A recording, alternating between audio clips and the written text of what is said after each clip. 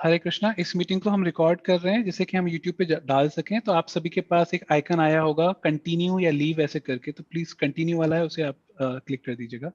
हरे कृष्णा।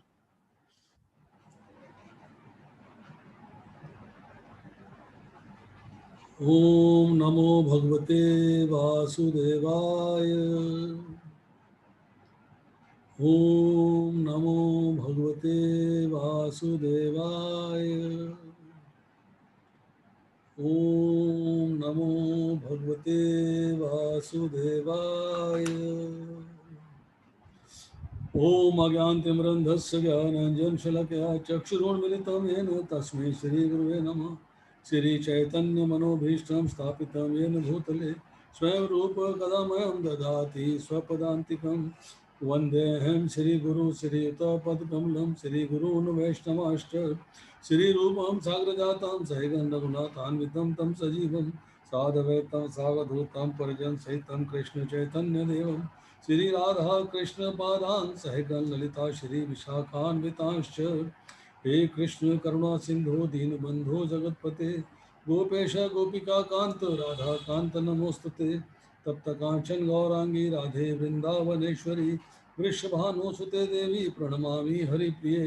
वाञ्छाकल्पतरुभ्यश्च कृपा सिन्धुभ्येव च पतितानां पावनेभ्यो वैष्णवेभ्यो नमो नमः। जय श्री कृष्ण चैतन्य प्रभु नित्यानंद श्री अद्वैत गदाधर श्रीवासादि गौर भक्तवृंद। हरे कृष्ण कृष्ण कृष्ण हरे हरे हरे राम राम राम हरे हरे। नमो विष्णुपादाय कृष्ण प्रेष्ठाय भूतले श्रीमते भक्ति वेदांत स्वामी निति नामिने।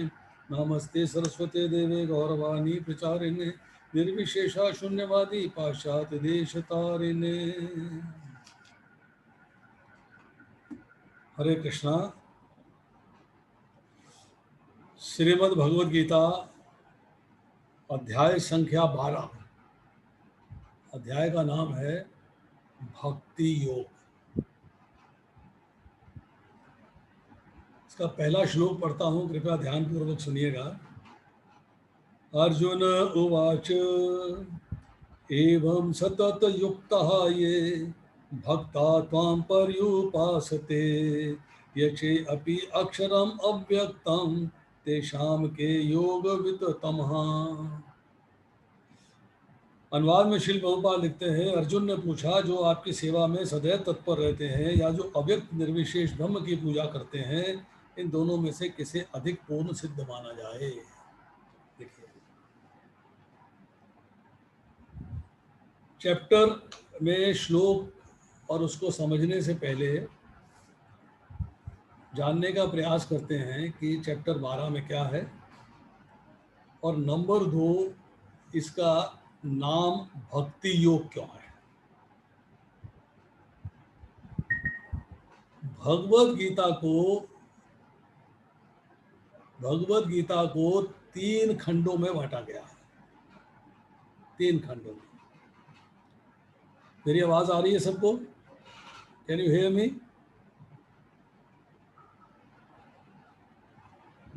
पहला खंड है अध्याय संख्या 1 से लेके 6 तक।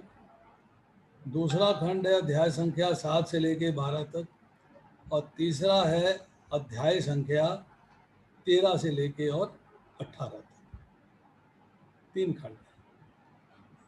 पहला खंड कहलाता है संबंध ज्ञान, दूसरा खंड कहलाता है अभिधेय, और तीसरा खंड कहलाता है प्रयोजन। तीनों का अर्थ क्या है? भगवान से हमारा संबंध क्या है, उस संबंध को समझने के लिए भगवान ने पहले अध्याय से लेकर 6ठे अध्याय तक की चर्चा करी। उसमें कर्म योग भी है, निष्काम कर्म योग भी है, दिव्य ज्ञान भी है, ध्यान योग भी है। उसके अंदर जो है गीता का सार, गीता का सारांश भी है, और इंट्रोडक्टरी भी है, सैन्य निरीक्षण, सब बातें आ रही। अब ये संबंध हमें प्राप्त हो गया, संबंध हमें ज्ञान प्राप्त हो गया इसका कि हमारा भगवान के साथ संबंध क्या है। अब हम उस संबंध को निभाएं तो कैसे निभाएं? संबंध को भगवान के साथ निभाने का जो है ज्ञान पूरा इस 7वें से लेके 12वें अध्याय के अंदर है, और 13वें से लेके और 18वें अध्याय तक ज्ञान दिया गया है प्रयोजन का, पर्पस। प्रयोजन का मतलब है पर्पस। पर्पस किसका, प्रयोजन किसका, कि मैं भगवान से संबंध क्यों क्यों जानूं, और मैं भगवान से संबंध को जान के उसे क्यों निभाऊं। तो इसका मुझे ज्ञान होना चाहिए कि मुझे संबंध को क्यों निभाना चाहिए और मुझे संबंध को क्यों जानना चाहिए, इसका प्रयोजन क्या है, इसका पर्पस क्या है। वो ज्ञान जो है मुझे प्राप्त होता है 13वें से लेके और 18वें अध्याय तक। भगवत गीता का जो मिडिल चैप्टर है वो है 9। 9वां चैप्टर जो है भगवत गीता के बीच में आता है, और 9वें चैप्टर का नाम रखा गया है परम गुह्य ज्ञान। परम गुह्य ज्ञान, ज्ञान प्राप्ति हो रही है, मिडिल में है। 7वें से लेके 12वें अध्याय को बाद में भी रखा जा सकता था। पहले संबंध ज्ञान हो जाता, फिर प्रयोजन पर्पस हो जाता, फिर अभिधेय मतलब संबंध को निभाना कैसे ये हो जाता।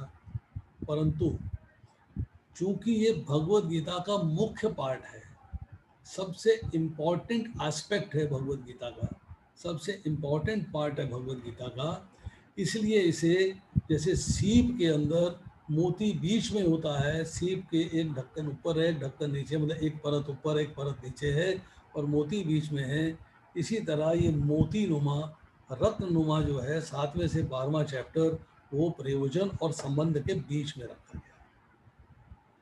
अब इसके अंदर जो है भगवान ने चर्चा करी, जब अपना ऐश्वर्य दिखा दिया है, अपना विराट रूप दिखा दिया है, तो अर्जुन के मन में स्वभावतः कुछ प्रश्न उठ रहे हैं। वो प्रश्न का कारण है कि भगवान ने जो 11वें अध्याय के अंदर 55वां श्लोक कहा, जो कि इसका 11वें अध्याय का आखिरी श्लोक है, मत कर्म मत परम मत भक्ता संग वर्जितः निर्वैर सर्वभूतेषु यः सेमामेति पांडवा। हे अर्जुन, जो व्यक्ति सकाम कर्मों तथा मनोधर्म के कलमश से मुक्त होकर मेरी शुद्ध भक्ति में तत्पर रहता है, शुद्ध किसकी भक्ति में, मेरी भक्ति में। मैं कौन, श्याम सुंदर कृष्ण जो तेरे सामने रथ पे विराजमान है, उसकी बात हो रही है। जो मेरी शुद्ध भक्ति में तत्पर रहता है, जो मेरे लिए ही कर्म करता है, जो मुझे ही जीवन का लक्ष्य मानता है और प्रत्येक जीव से मैत्री भाव रखता है, वह निश्चय ही मुझे प्राप्त करता है। भगवान ने अपनी प्राप्ति की कंडीशंस बता दी, अपनी प्राप्ति की कंडीशंस बता दी। हम जब कोई वस्तु खरीदने जाते हैं, ऑनलाइन खरीदते हैं, तो उसमें नीचे लिखा होता है कंडीशंस अप्लाई, कि ये शर्तें हैं भाई, इस पे ये चीज़ मिल सकती है। तो भगवान ने भी कह दिया कि ये शर्तें हैं, इन शर्तों के ऊपर आप मुझे प्राप्त कर सकते हो। शर्त नंबर 1 कि सकाम कर्म और मनोधर्म की गंदगी से, कंटेमिनेशन से मुक्त हो जाए, केवल मेरे लिए कार्य कर, मेरी शुद्ध भक्ति में रहे, हमेशा हमेशा मेरी शुद्ध भक्ति में तत्पर रहे, मेरे लिए ही कार्य कर, मेरे लिए ही, और मुझे ही जीवन का लक्ष्य मान, प्रत्येक जीव के साथ मैत्री भाव रख। ये कंडीशंस हैं जो अप्लाई हो रही हैं। इनको जब तुम कर लोगे, प्राप्त कर लोगे, इन कंडीशंस पे चलोगे, तो मुझे प्राप्त कर सकते हो, निश्चित रूप से मेरे पास आओगे। अब अर्जुन के मन में कुछ प्रश्न उठा है, उनकी चर्चा करेंगे।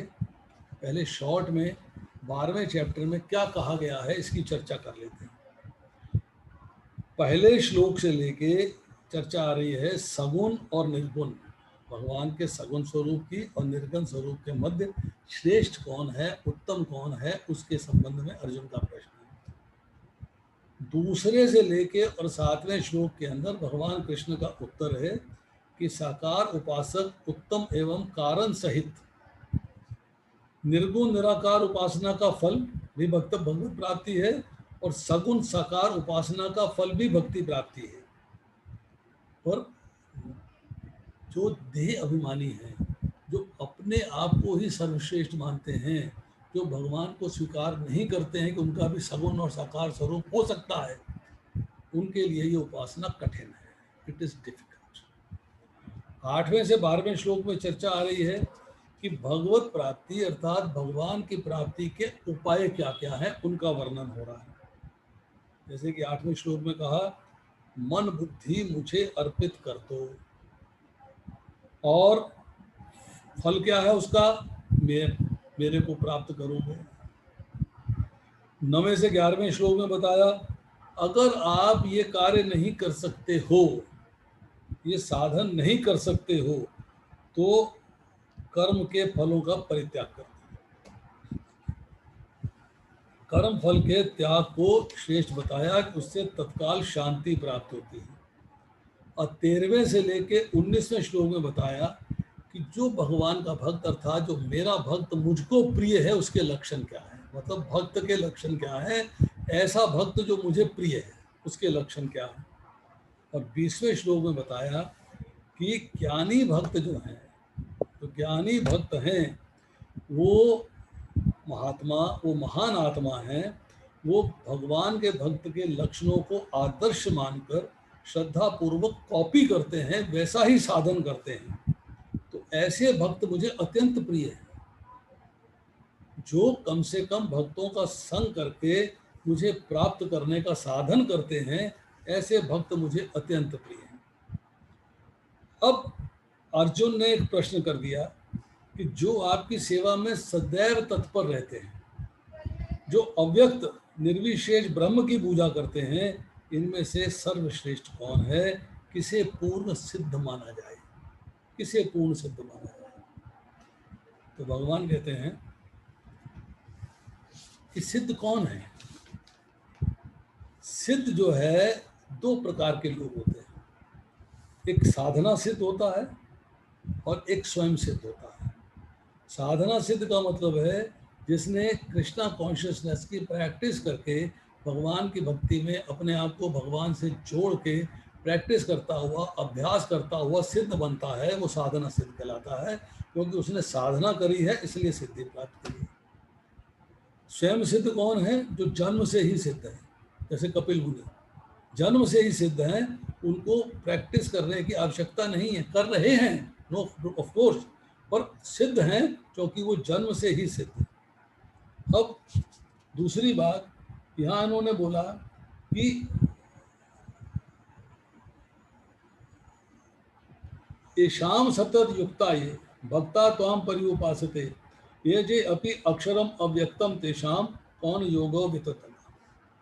योगवित, योगवित का मतलब है जो गुणों से अतीत श्रद्धा वाला भक्त है। जैसे गुड, बेटर, बेस्ट होता है, इसी तरह जो है योगवितर शब्द भी आता है।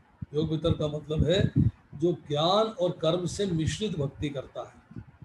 और योगवितम हाईएस्ट प्लेटफॉर्म है, जो कि भगवान का अनन्य भक्त है। अनन्य means nothing else except God, nothing else except Krishna. जो भगवान का अनन्य भक्त है, किसी और की भक्ति नहीं करता, किसी और में उसका मन भी नहीं लगता, उसका मन केवल भगवान में लगता है। अब भगवान ने कहा युक्ततमा। युक्ततमा अर्थात किस तरीके से वो भक्ति में लग सकता है। अब देखिए यहाँ चर्चा करते हैं थोड़ी सी कि योग मिश्रित भक्ति क्या होती है और ज्ञान मिश्रित भक्ति क्या होती है। योग मिश्रित भक्ति है जैसे कि 8वें अध्याय के अंदर 10वें श्लोक में कहा गया, प्रयाण काले, मतलब जीवन के अंतिम समय में जो मेरा स्मरण करता है वो मेरे को प्राप्त होता है। और ज्ञान मिश्रित भक्ति है ज्ञान यज्ञेन च अपि अन्य, 9वें अध्याय के 15वें श्लोक में कहा गया कि आप जो है मेरी भक्ति में लगते हो, योग करते हो, मेरे से लिंक करते हो अपने आप को मेरे से, तो ज्ञान प्राप्त किया, उसके बाद आपने अपने आप को मेरे से जोड़ा, तो ज्ञान मिश्रित भक्ति हो गई। परंतु जो मिडल के 6 चैप्टर्स हैं, इनका निष्कर्ष क्या है, 7वें से लेके 12वें अध्याय का निष्कर्ष क्या है कि अर्जुन के प्रश्न में भगवान ने लगातार 73 श्लोक बोले हैं। अर्जुन का पहला प्रश्न है 12वें का पहला और दूसरे से लेके और 14वें अध्याय के 20वें श्लोक तक भगवान लगातार बोलते जा रहे हैं, कंटिन्यूअस एक स्वर में बोलते चले जा रहे हैं, कोई चेंज नहीं। यहाँ पे आ रहा है कि पर्युपासते, पर्युपासते का अर्थ है बढ़िया तरीके से पूजते हैं। अनन्य चिंतो यंतो मां, जो जैसे अपने चित्त को अनन्य भाव से मेरे में लगा दिया, ये जना पर्युपासते, वहाँ भी चर्चा आई है कि मुझको ठीक तरीके से मुझको जो है अनन्य भाव से पूजते हैं। तो यहाँ जो है जब जीव जो है वो अपने आप को समझ लेता है, जब जीव भगवान को समझ लेता है, भगवान को समझने के बाद वो जो है भक्ति के प्रोसेस में आ जाता है। नवदा भक्ति में श्रवणम कीर्तनम विष्णु स्मरणम पाद सेवनम अर्चनम मंदनम साख्यम आत्मनिवेदन, उस लेवल पे आ जाता है। भगवान ने कहा कि आपको मेरी भक्ति में लगना है, अर्थात सगुण साकार रूप की भक्ति में लगना है, क्योंकि वही श्रेष्ठ है, दूसरा श्रेष्ठ नहीं है। अब जो हम चर्चा दूसरे अध्याय में कर रहे हैं, दूसरे अध्याय में क्या है? श्री भगवान उवाच मयि आवेश्य मनाये मां नित्य युक्ता उपासते श्रद्धा पर्या उपेता ते मे युक्त तमः मता। श्री भगवान ने कहा जो लोग अपने मन को मेरे साकार रूप में एकाग्र करते हैं और श्रद्धा पूर्वक मेरी पूजा करने में सदैव लगे रहते हैं, वे मेरे द्वारा परम सिद्ध माने जाते हैं। और इसी की कंटिन्यूएशन में भगवान ने तीसरा और चौथा श्लोक कहा है, जिसकी अब हम चर्चा करेंगे। तो इसमें जो है शब्द आया है युक्ततमा। युक्ततमा का अर्थ क्या है?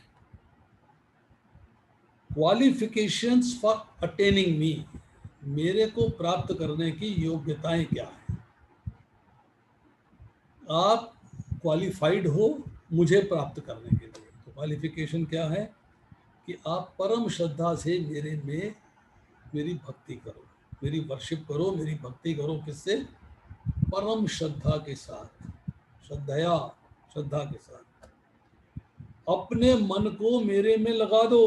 तुम्हारे मन से मेरा विस्मरण एक क्षण के लिए भी तुम्हें टॉलरेबल नहीं होना चाहिए। नवदा भक्ति श्रवणम कीर्तनम जो मैंने चर्चा करी है, उसके द्वारा अपने आप को मेरे से जोड़ो, मेरी भक्ति करो। और नित्य युक्ता मतलब हर क्षण, हर पल, हर मोमेंट मुझसे जुड़े रहो। तस्मात् सर्वेषु कालेषु माम अनुस्मर युद्ध च, 8वें अध्याय के अंदर ही चर्चा आई है। तस्मात् सर्वेषु कालेषु, 2 सेंटेंस यूज करता हूँ। मुझे स्मरण करते हुए अपने कर्तव्य करिए, अपने कर्तव्य करते हुए मेरा स्मरण करिए। एक ही चीज़ है, कोई फर्क है क्या? मुझे स्मरण करते हुए अपने कर्तव्य करिए, अर्थात युद्ध करिए। अर्जुन को युद्ध की बात कर रहे हैं। मुझे स्मरण करते हुए अपने कर्तव्य करिए, अपना कर्तव्य करते हुए मुझे स्मरण करिए। देखने में, सुनने में, भाव में अंतर है। सुनने में एक जैसा है। भाव क्या है? कि मुझे स्मरण करते हुए युद्ध करो, मतलब मुझे स्मरण करते हुए कर्तव्य करो। मेरा स्मरण मुख्य है, फर्स्ट है, ड्यूटीज सेकेंडरी हैं। दूसरा है युद्ध करते हुए मेरा स्मरण करो, मतलब ड्यूटीज फर्स्ट हो गई और भगवान का स्मरण सेकेंडरी हो गया। तो सेकेंड ऑप्शन जो है गलत है, फर्स्ट ऑप्शन ठीक है। और फर्स्ट ऑप्शन क्या है? कि मेरा स्मरण करते हुए अपनी ड्यूटीज करनी चाहिए। अपनी ड्यूटीज परफॉर्म करने को मनाही नहीं है, परंतु ड्यूटीज के साथ साथ मेरा स्मरण पहले होना चाहिए। ये इम्पोर्टेंट बात भगवान ने कही। अब श्रद्धा की बात करते हैं तो सात्विकी श्रद्धा है, आध्यात्मिकी हो गई। रासिक श्रद्धा है, कर्मों के प्रति श्रद्धा है। तामसिक श्रद्धा है, अधर्म में श्रद्धा है। और एक गुणातीत श्रद्धा है जो मेरी सेवा में तत्पर हो, मेरी सेवा में तत्पर हो। आपकी श्रद्धा इतनी है कि आपको मेरी सेवा की सिवाय और कुछ दिखता ही नहीं। योगविद शब्द का अर्थ क्या है? कि ऐसी श्रद्धा वाला भक्त जो गुणों से अतीत है। अब दूसरा सवाल यह है कि मन कहाँ लगता है? मन कहाँ लगता है? तो मन लगता है जहाँ प्रेम होता है, जहाँ प्रियता होती है, जहाँ प्रेम होता है वहाँ मन लगता है। जहाँ श्रद्धा है वहाँ बुद्धि लगती है। तो प्रेम में संग की और श्रद्धा में आज्ञा पालन की मुख्यता रहती है। आपकी श्रद्धा है, आज्ञा करिए, आपकी आज्ञा करिए, पर मुझे आपसे प्रेम है तो मुझे आपका संग चाहिए।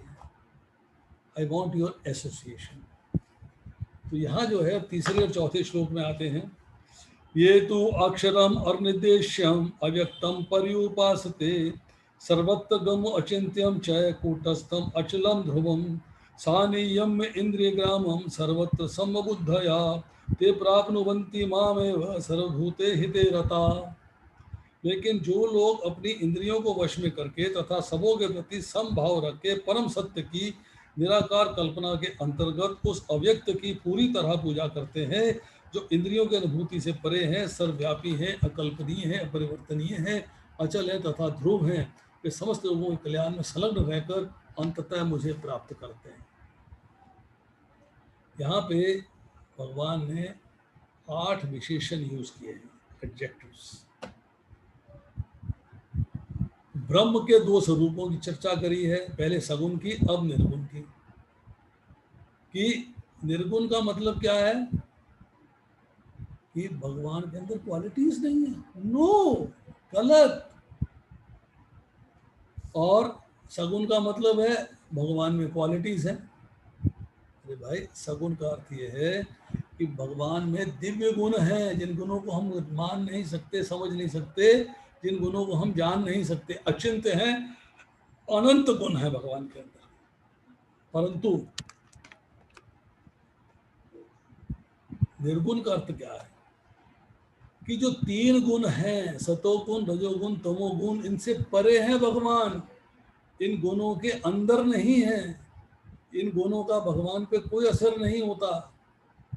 हम गुणों के अधीन हैं, गुणाधीन, और भगवान गुणातीत हैं, गुणों से अतीत हैं, गुणों से परे हैं, गुणाधीश हैं, इन गुणों के स्वामी हैं।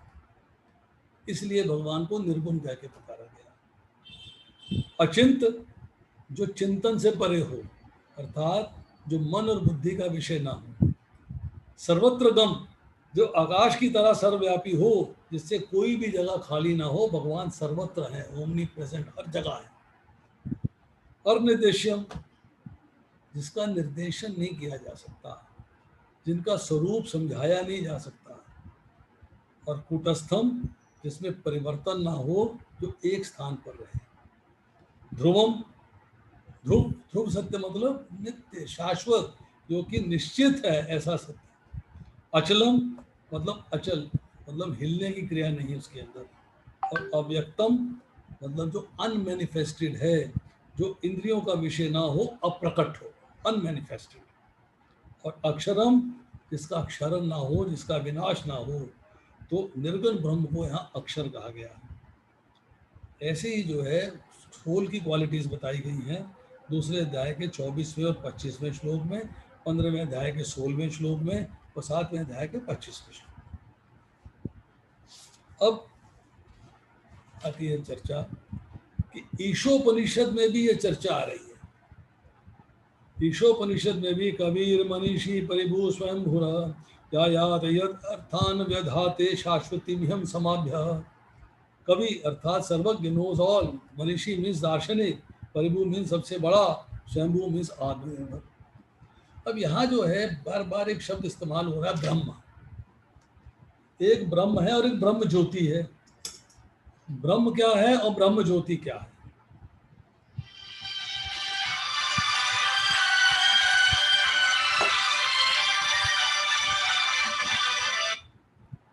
ब्रह्म क्या है और ब्रह्म ज्योति क्या है? ब्रह्म से निकलने वाली ज्योति जो है ब्रह्म ज्योति कहलाती है। जो ज्योति, जो रोशनी जो ब्रह्म से निकली है। ब्रह्म कौन है? ब्रह्मण्यो देवकी पुत्र, ब्रह्मण्यो मधुसूदन, ब्रह्मण्यो पुंडरीकाक्षय, ब्रह्मण्यो विष्णुच्युत। ब्रह्म मतलब भगवान, देवकी पुत्र ही भगवान है, मधु नामक असुर का वध करने वाले ही भगवान हैं, जिनकी आंखें कमल के समान सुंदर हैं वही भगवान हैं, और विष्णुच्युत है जो अपने भक्तों की रक्षा करने से कभी चूकते नहीं हैं, वही भगवान है, वही कृष्ण है। तो ये आत्मप्रबोधनी में है। अब ब्रह्म तत्व की चर्चा करते हैं तो ब्रह्म तत्व जो है ब्रह्म धातु से बना, मीन्स बृहत्तम वस्तु, मतलब सबसे बड़ी वस्तु, उससे बड़ी कोई नहीं है। बृहति बृहति च इति ब्रह्म, जो बड़ा है एवं जो बड़ा करता है वह ब्रह्म है। जो बड़ा कर सकता है निश्चय ही उसमें बड़ा कर सकने की शक्ति है, एक नहीं उसमें अनेक शक्तियां हैं, वो ब्रह्म कहलाता है। पृथ्वी, सूर्य, चंद्र, देवता, नर, पशु, पक्षी, समस्त जगत में इसके अतिरिक्त भी जो हो सकता है उन सब का जो मूल है, भगवान कहते हैं अहम सर्वस्य प्रभु, मैं ही सारे जगत का मूल हूं, सब मेरे से उत्पन्न हुआ है, अथवा जिससे समस्त जगत अवस्थित है उस स्वरूप को ब्रह्म कहते हैं, अर्थात भगवान वो ही ब्रह्म कहा जाता है। अब आती है चर्चा कि श्वेताक्षर उपनिषद में लिखा हुआ है उन परम ब्रह्म परमात्मा के कार्य एवं कारण शरीर और इंद्रियां नहीं है, अर्थात उनमें देह इंद्रिय आदि का तो भेद ही नहीं है। वे इंद्रियों के बिना ही समस्त इंद्रियों का व्यापार करते हैं, उनसे बड़ा तो दूर उनके समान कोई दूसरा नहीं दिखता, वास्तव में उनसे भिन्न कोई नहीं है। उन परमेश्वर की ज्ञान बल और क्रिया स्वरूप भूत दिव्य शक्ति नाना प्रकार से सुनी जाती है। अब इसमें कहा कि भेद नहीं है, उनके कार्य और कर्म में शरीर और इंद्रियां नहीं, ऐसा कैसे हो सकता है कि अव्यक्त है, हमें दिखती नहीं है जरूर पर हमें दिखाई नहीं देती है। इट इज अनमैनिफेस्टेड, जो कि हमारी चिंतन से हमारी दृष्टि से दूर है। तो ब्रह्म जो है सब विषयों में अनंत है, इसलिए अनंतम ब्रह्म कहा जाता है। स्वरूप में भी, शक्ति में भी और शक्ति के कार्य में भी ब्रह्म जो है सर्वज्ञ है, सर्वविद है, ऐसी बात मुंडक उपनिषद में कही गई। अब आते हैं हम 5वें श्लोक में। क्लेशा अधिकतरा तेषाम अव्यक्त आसक्त चेतसाम अव्यक्ता ही गति दुखम देह विद्धि अपाप्यते। जिन लोगों के मन परमेश्वर के अव्यक्त निराकार रूप के प्रति आसक्त हैं उनके लिए प्रगति कर पाना अत्यंत कष्टप्रद है। देहधारियों के लिए उस क्षेत्र में प्रगति कर पाना सदैव दुष्कर होता है। अब यहाँ चर्चा आ रही है कि भक्ति योग जो है वो प्राकृतिक है, नेचुरल है, हर एक में नेचुरली है, पर उसको यूज नहीं कर रहे, अलग बात है। नेचुरल जो भी भक्ति योग है उसको 9वें अध्याय में कहा गया, दूसरे श्लोक में, कर्तुम सुसुखम अव्ययम, अविनाशी है और सुख पूर्वक किया जाता है, बड़ा ही आसान है। भक्ति योग मीन्स भगवान की भक्ति। अब मैं यहाँ एक प्रश्न करता हूँ, आपने यज्ञ किया कि हम तो ये हवन करेंगे, भगवान के लिए यज्ञ करेंगे, ऐसा करेंगे वैसा करेंगे, आपने बहुत सारी चीज़ें जो है उसको प्लान कर लिया कि हमको ऐसा करना है। क्या क्या चीज़ें रिक्वायर्ड है उसके लिए, क्या परफेक्शन होता है? सुनिए, कर्म कांड के अंदर स्थान प्रॉपर और शुद्ध होना चाहिए, पवित्र होना चाहिए, समय प्रॉपर होना चाहिए, शुद्ध होना चाहिए, पवित्र होना चाहिए, वर्ण आश्रम के अनुसार नियम पूर्वक पैसा जो कमाया जाता है, धन कमाया जाता है, उसकी सामग्री अर्थात द्रव्य जो है वो भी शुद्ध होना चाहिए। कर्तावान जो यज्ञ कर रहा है वो भी श्रद्धावान होना चाहिए, और मंत्र जो है क्लियर होना चाहिए, एक एक शब्द के एक एक अक्षर में गलती नहीं होनी चाहिए, और पूर्णतः विधि पूर्वक करना चाहिए। विधि पूर्वक कहीं ना कहीं मिस्टेक होती है, और हम कहते हैं जी हमने तो यज्ञ किया था असर नहीं आया, हमने तो यज्ञ किया था और असर नहीं आया। भी असर कैसे आएगा कि हर परफेक्शन को आपने रीच किया? ये जो 6 बातें बताई गई हैं शास्त्रों में, क्या आप इनको परफेक्टली उतरे?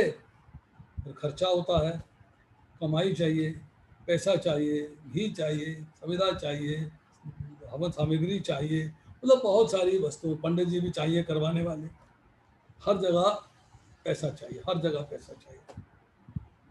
परंतु जिस सुख पूर्वक की गई भक्ति की चर्चा हो रही है, जब भक्ति के अंदर सुख मिल रहा है, यस, खर्चा हो रहा है, नो, खर्चा नहीं है। क्या है? हरे कृष्णा कृष्ण कृष्णा हरे हरे, हरे राम राम राम हरे हरे। इसको कीर्तन करने में, जप करने में आपका कोई खर्चा नहीं हुआ, आपने कोई एक्सपेंडिचर नहीं हुआ आपका। आराम से आप 16 माला करो, 32 माला करो, 64 माला करो, 192 माला करो, कोई खर्चा नहीं है, एब्सोल्युटली एक्सपेंसलेस, कोई खर्चा नहीं है। तो भक्ति को सुखपूर्वक किया जा रहा है, सुखपूर्वक। अरे खाना तो मुझे खाना ही है भाई, भोजन तो करना ही है, पर मैं अपने लिए नहीं बनाता, भगवान के लिए बनाता हूँ। भोजन अपने लिए बनाने से क्या नुकसान है, भगवान के लिए बनाने से क्या फायदा, इसकी भी चर्चा करेंगे। तो हमें जो है उसके लिए भोजन में सही सामग्री लगनी है, सिर्फ एक मन का भाव चेंज हो गया कि भगवान के लिए बनाना है, तो कोई खर्चा नहीं हुआ। खर्चा तो जो अपने लिए बनाना था वही खर्चा हुआ, उससे एक्स्ट्रा तो कोई खर्चा नहीं हुआ। तो भक्ति को सुखपूर्वक किया जाता है। अब जो यहाँ पे चर्चा आ रही है, जिन लोगों के मन परमेश्वर के अव्यक्त मतलब अनमैनिफेस्टेड फॉर्म अर्थात निर्गुण निराकार रूप के स्वरूप के प्रति आसक्त है, उनको प्रगति कर पाना अत्यंत कष्टप्रद है। देहधारियों के लिए उस क्षेत्र में प्रगति कर पाना सदैव दुष्कर होता है, डिफिकल्ट है। क्योंकि जब तक टारगेट नहीं होगा, जब तक सामने कुछ दिखेगा नहीं, तब तक आप में जो है उसके प्रति आसक्ति नहीं आएगी, परफेक्शन नहीं आएगी, परफेक्शन नहीं आएगी। प्रभुपाद जी श्रीमद् भागवत के 3 स्कंद के 25वें अध्याय के 16वें श्लोक में बहुत सुंदर चर्चा करते हैं। कहते हैं नव दीक्षित भक्त जो है भगवान के पास जाता है, मंदिर में खड़ा होता है, हाथ जोड़ता है, आंखें बंद कर लेता है, कभी ऐसे करता है, कभी ऐसे करता है, कभी ऐसे करता है, कभी ऐसे करता है, कभी ऐसे करता है, यूं कर करा के भगवान से हाथ जोड़ के प्रार्थना करता है कि हे भगवान मुझे अपने दर्शन दीजिए। अरे भी जो सामने आसन पे विराजमान है वो भगवान नहीं है क्या? कि तो और दर्शनों की अभिलाषा कर रहा, परंतु जो एडवांस्ड भक्त है वो भगवान के अर्श विग्रह के सामने खड़ा होकर भगवान से प्रार्थना करता है, पैरों से लेकर मुखमंडल तक के दर्शन करता है, वस्त्राभूषणों के दर्शन करता है, और उसके बाद भगवान से प्रार्थना करता है आंखें फाड़ के, खुली आंखों से। क्या कहता है? हे भगवान आपने कृपा करके मुझे अपने दर्शन दिए, मैं आनंद में आ गया, मुझे अपनी सेवा में लगाए। क्योंकि उसने उन्हीं को भगवान स्वीकार कर लिया है, उसको भगवान के दर्शन करने की आवश्यकता नहीं है, वो उनको ब्रह्म उनको मानता है।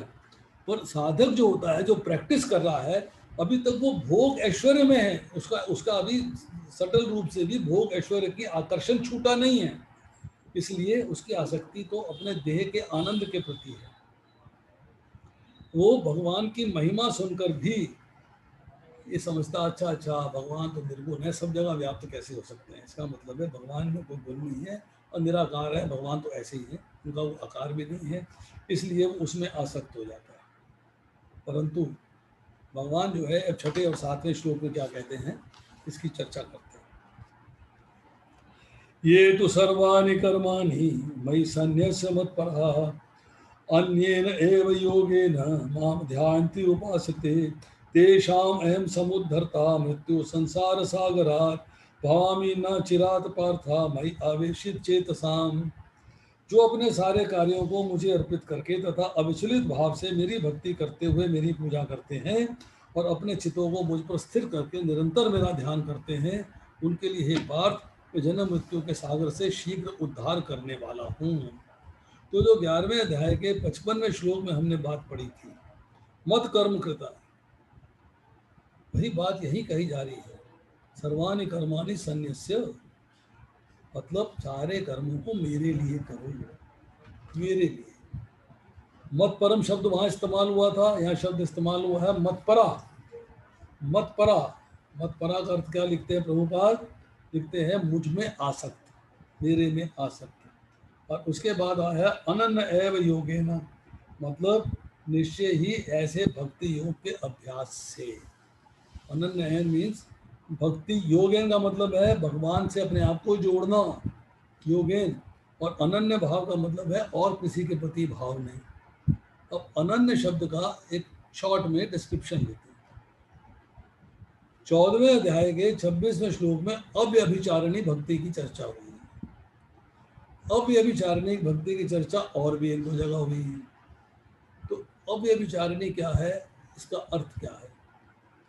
एक स्त्री जब पर पुरुष के साथ संबंध स्थापित करती है तो व्याभिचारिणी कहलाती है, और एक पुरुष जब पर स्त्री के साथ संबंध स्थापित करता है तो व्याभिचारी कहलाता है।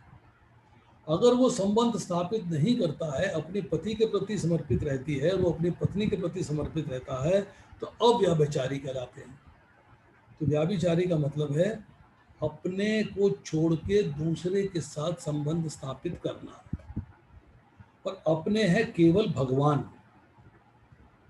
और दूसरे जितने भी हैं वो अन्य हैं, अन्य डिफरेंट हैं, अन्य हैं। उनके साथ अगर हम संबंध स्थापित करते हैं, उनकी भक्ति करते हैं, उनकी उपासना करते हैं, तो हम जो है अव्याभिचारेण भक्ति नहीं कर रहे हैं। अपना शरीर भी दूसरा है, अन्य है।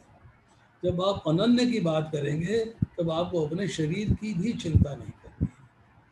नातेदार, रिश्तेदार, संबंधी, अड़ोसी पड़ोसी, शहर, समाज, देश, किसी के बारे में आदर दीजिए, मान दीजिए, सम्मान दीजिए, प्रणाम करिए, आदर मान से बात करिए, परंतु समर्पित केवल कृष्ण के प्रति। एक स्त्री विवाह करके ससुराल चली जाती है तो उसमें चाचा है, मामा है, फूफा है, मौसी है, बुआ है, मौसा है, सब ससुर है, सास है, देवर है, देवरानी है, जेठ है, जेठानी है, सब रिश्तेदार आते हैं, परंतु समर्पण पति को करती है।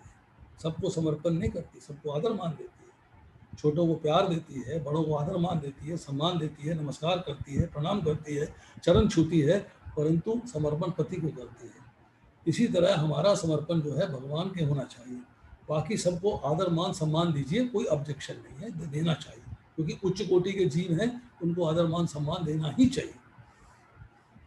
अब आती है कि संगवर्जिता। संगवर्जिता का मतलब है कि किसी और का संग नहीं, केवल भगवान का संग, कथा का संग, सत्संग, मतलब केवल भगवान का संग, भगवान में अनन्य भाव से लगे रहना। और वही 55वें श्लोक में चर्चा आई है, निर्वैर, कि कहीं और आसक्ति ना होने से मन किसी के भी प्रति ना द्वेष रहता है, ना वैर रहता है, ना क्रोध रहता है, ना कोई भाव रहता है, ना कोई भाव रहता है। तो इसीलिए जो है यहाँ पे शब्द इस्तेमाल हुआ है 12वें अध्याय के अंदर, अद्वेष्टा, अद्वेष्टा सर्वभूतादा। तो अब इसके बाद आती है कि कर्म के अंदर जो है कितने विषय बताए, कर्म के अंदर कितने प्रकार बताए, कर्म है, अकर्म है, विकर्म है, वो एक क्लासिफिकेशन अलग है। यहाँ आ रही है मद अर्पण कर्म। मद अर्पण, मेरे को अर्पण कर दे, अर्थात आपके कर्म का उद्देश्य पहले कुछ और था, कर्म करते समय या कर्म करने के बाद आपने भगवान को अर्पण कर दिया। एग्जाम्पल देता हूँ, पति ऑफिस जा रहा है, दुकान पे जा रहा है, फैक्ट्री जा रहा है, बिजनेस में जा रहा है, पत्नी ने पूछा आज शाम को क्या खाओगे जी? बोले आज राजमा चावल खाऊंगा। अच्छा। बेटा कॉलेज जा रहा है, बेटे से पूछा बेटे तुम क्या खाओगे? मम्मी आज शाही पनीर बना दो। बेटी स्कूल जा रही है, बेटी से पूछा बेटी तुम क्या खाओगी? मम्मी मैं अरबी की सब्जी खाऊंगी आज। आपने अरबी भी मंगवा ली, पनीर भी मंगवा लिया, सब्जी के लिए जो जो आवश्यक टमाटर ये जो चीज़ें चाहिए थी सब मंगा ली, पति के लिए राजमा सब तैयार कर लिए। आपका भोजन तैयार हो रहा है, परंतु मन के भाव जो हैं पति के प्रति हैं, पुत्री के प्रति हैं और पुत्र के प्रति हैं, भाव इनके प्रति है।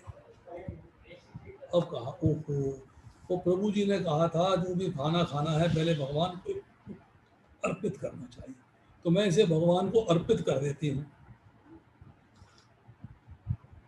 भगवान को अर्पित कर दिया। उद्देश्य पहले भगवान के लिए नहीं था, उद्देश्य पति के लिए था, पुत्री के लिए था और पुत्र के लिए था, अर्थात भाव, अर्थात आपकी कॉन्शियसनेस, आपकी चेतना वे भगवान नहीं थे उस वक्त, चेतना में आपका परिवार था। अब आपने भगवान को अर्पण कर दिया। भगवान के लिए करना है, मदर्थम, मतलब जो आरंभ से ही भगवान के लिए किया जाए। भगवान की प्राप्ति के लिए कर्म करना है, भगवान की आज्ञा मान के कर्म करना है, भगवान की प्रसन्नता के लिए कर्म करना है। अगर भोग बनना है तो मेरी चेतना में, मेरी कॉन्शियसनेस में भगवान होने चाहिए। राजमा चावल भगवान को खिलाने हैं, भगवान के लिए बनाने हैं। शाही पनीर भगवान को खिलाना है, भगवान के लिए बनाना है। अरबी की सब्जी भगवान के लिए बनानी है, भगवान को खिलानी है। परिवार को तो फोकट में मिल ही रही है भाई, उनको क्या प्रॉब्लम है। और उसके बाद है शब्द इस्तेमाल होता है मत कर्म, मतलब जितने भी सांसारिक कर्म हैं, चाहे आप कार्य करते हो, व्यापार करते हो, नौकरी करते हो, बिजनेस करते हो, खेती करते हो, कुछ भी करते हो, वो सब, या भगवान से संबंधित कार्य करते हो, जप है, ध्यान है, श्रवण है, सबको भगवान का कार्य मानना है। It is for him. मत कर्म, मेरे लिए कर्म करना, तो मेरा ही कार्य है जो तुम कर रहे हो। तो कर्मों को भगवान को समर्पण कर देना। कर्मों में मेरी कोई ममता नहीं होनी चाहिए, कोई आसक्ति नहीं होनी चाहिए, उसके फल से मेरा कोई संबंध नहीं होना चाहिए, फल के प्रति मेरा कोई आकर्षण नहीं होना चाहिए। ये भगवान ने कहा, कर्मण्य माधिकार अस्ते माँ फलेषु कदाचन माँ कर्म फले तु भूमाद संगस्तो कर्मणि, कि कोई ऐसा कर्म ना कर जिसके कारण उसका फल भोगना पड़े। माँ कर्म फल हेतु, हेतु मीन्स कारण। कारण शब्द जो है श्लोक में सबसे इंपॉर्टेंट है। भगवान इंस्ट्रक्शन दे रहे हैं कि कर्म करना है, तेरा अधिकार है, फल देना मेरा अधिकार है, परंतु कोई ऐसा कर्म ना करना जिसके कारण उसका फल तुझे भोगना पड़े।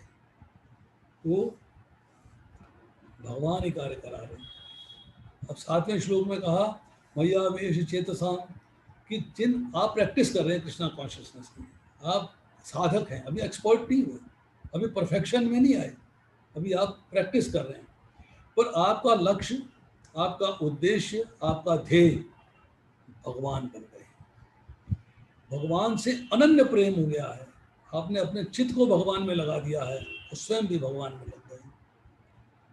जिस तरह समुद्र में जल ही जल है, ऐसी संसार में मृत्यु ही मृत्यु है, मौत ही मौत है। तो कोई भी वस्तु मृत्यु से नहीं बच सकती। स्थितियाँ अनुकूल भी आती हैं, स्थितियाँ प्रतिकूल भी आती हैं। तो संसार की किसी भी अनुकूल परिस्थिति से अटैचमेंट नहीं होनी चाहिए और प्रतिकूल परिस्थिति से द्वेष या घृणा नहीं होनी चाहिए, समभाव से रहना। जब समभाव से रहेंगे तब कहते हैं कि मैं मृत्यु संसार सागर से निकाल देता हूँ, तुरंत, क्विकली एंड फास्ट मैं उसको निकाल देता हूँ, क्योंकि वो मेरे में लग गया है। स्थिति अनुकूल थी या प्रतिकूल थी, उसका एकमात्र प्रिय केवल मैं हूँ। उसने अपने जीवन का लक्ष्य मुझे बना दिया है, अपने आप को मेरे में लगा दिया, अपने आप को मेरे में लगा दिया है। वो जो है उसको मैं इस स्थिति से जल्दी बाहर निकाल देता हूँ। I take care of him, योग क्षेमम वहामी है, मैं उसकी रक्षा करता हूँ, मैं उसकी केयर लेता हूँ, मैं उसको संसार सागर से तुरंत निकाल देता हूँ। तो भगवान क्विकली एक्ट करते हैं। कैसे एक्ट करते हैं? अनन्य चेता सत्यम यो माम स्मृति नित्यशय तस्याम सुलभ पार्था नित्य युक्त योगी ना, कि जो अनन्य भाव से मेरे चिंतन में लगे रहते हैं, नित्य निरंतर लगातार हर क्षण हर पल मुझसे जुड़े रहते हैं, तस्याम सुलभ पार्था, उनके लिए मैं आसानी से उपलब्ध हूँ। कैसे? तुमने पुकारा और हम चले आए। आप भगवान को पुकारेंगे और भगवान चले आएंगे। अब आती है, हम श्लोक संख्या करते हैं 8 से लेके और 12 तक, एक साथ करेंगे। मयि एव मना आदस्व मयि बुद्धिं निवेशय निवसषि मयि एव अत दूर्वं न संशय अथ चित्तं समाधातुं न शक्नोषि मयि स्थिरम् अभ्यास योगेन ततः माम इच्छ आप्तुं धनंजय अभ्यासे अपि असमर्थः असि मत्कर्म मत्परं भव मत अर्थम कर्माणि कुर्वन् सिद्धिम् अवाप्स्यसि। और इसके बाद कह रहे हैं अथा एतत् अपि अशक्तः असि कर्तुं मत योगम आश्रितः सर्वकम फल त्यागम तत्कुरु यद आत्मवान। और 12वें श्लोक में कहा गया है श्रेय ही ज्ञानम अभ्यासाद ज्ञानाद ध्यानम विशिष्यते ध्यानाद कर्म फल त्यागः त्यागात् शांति अनंतरम।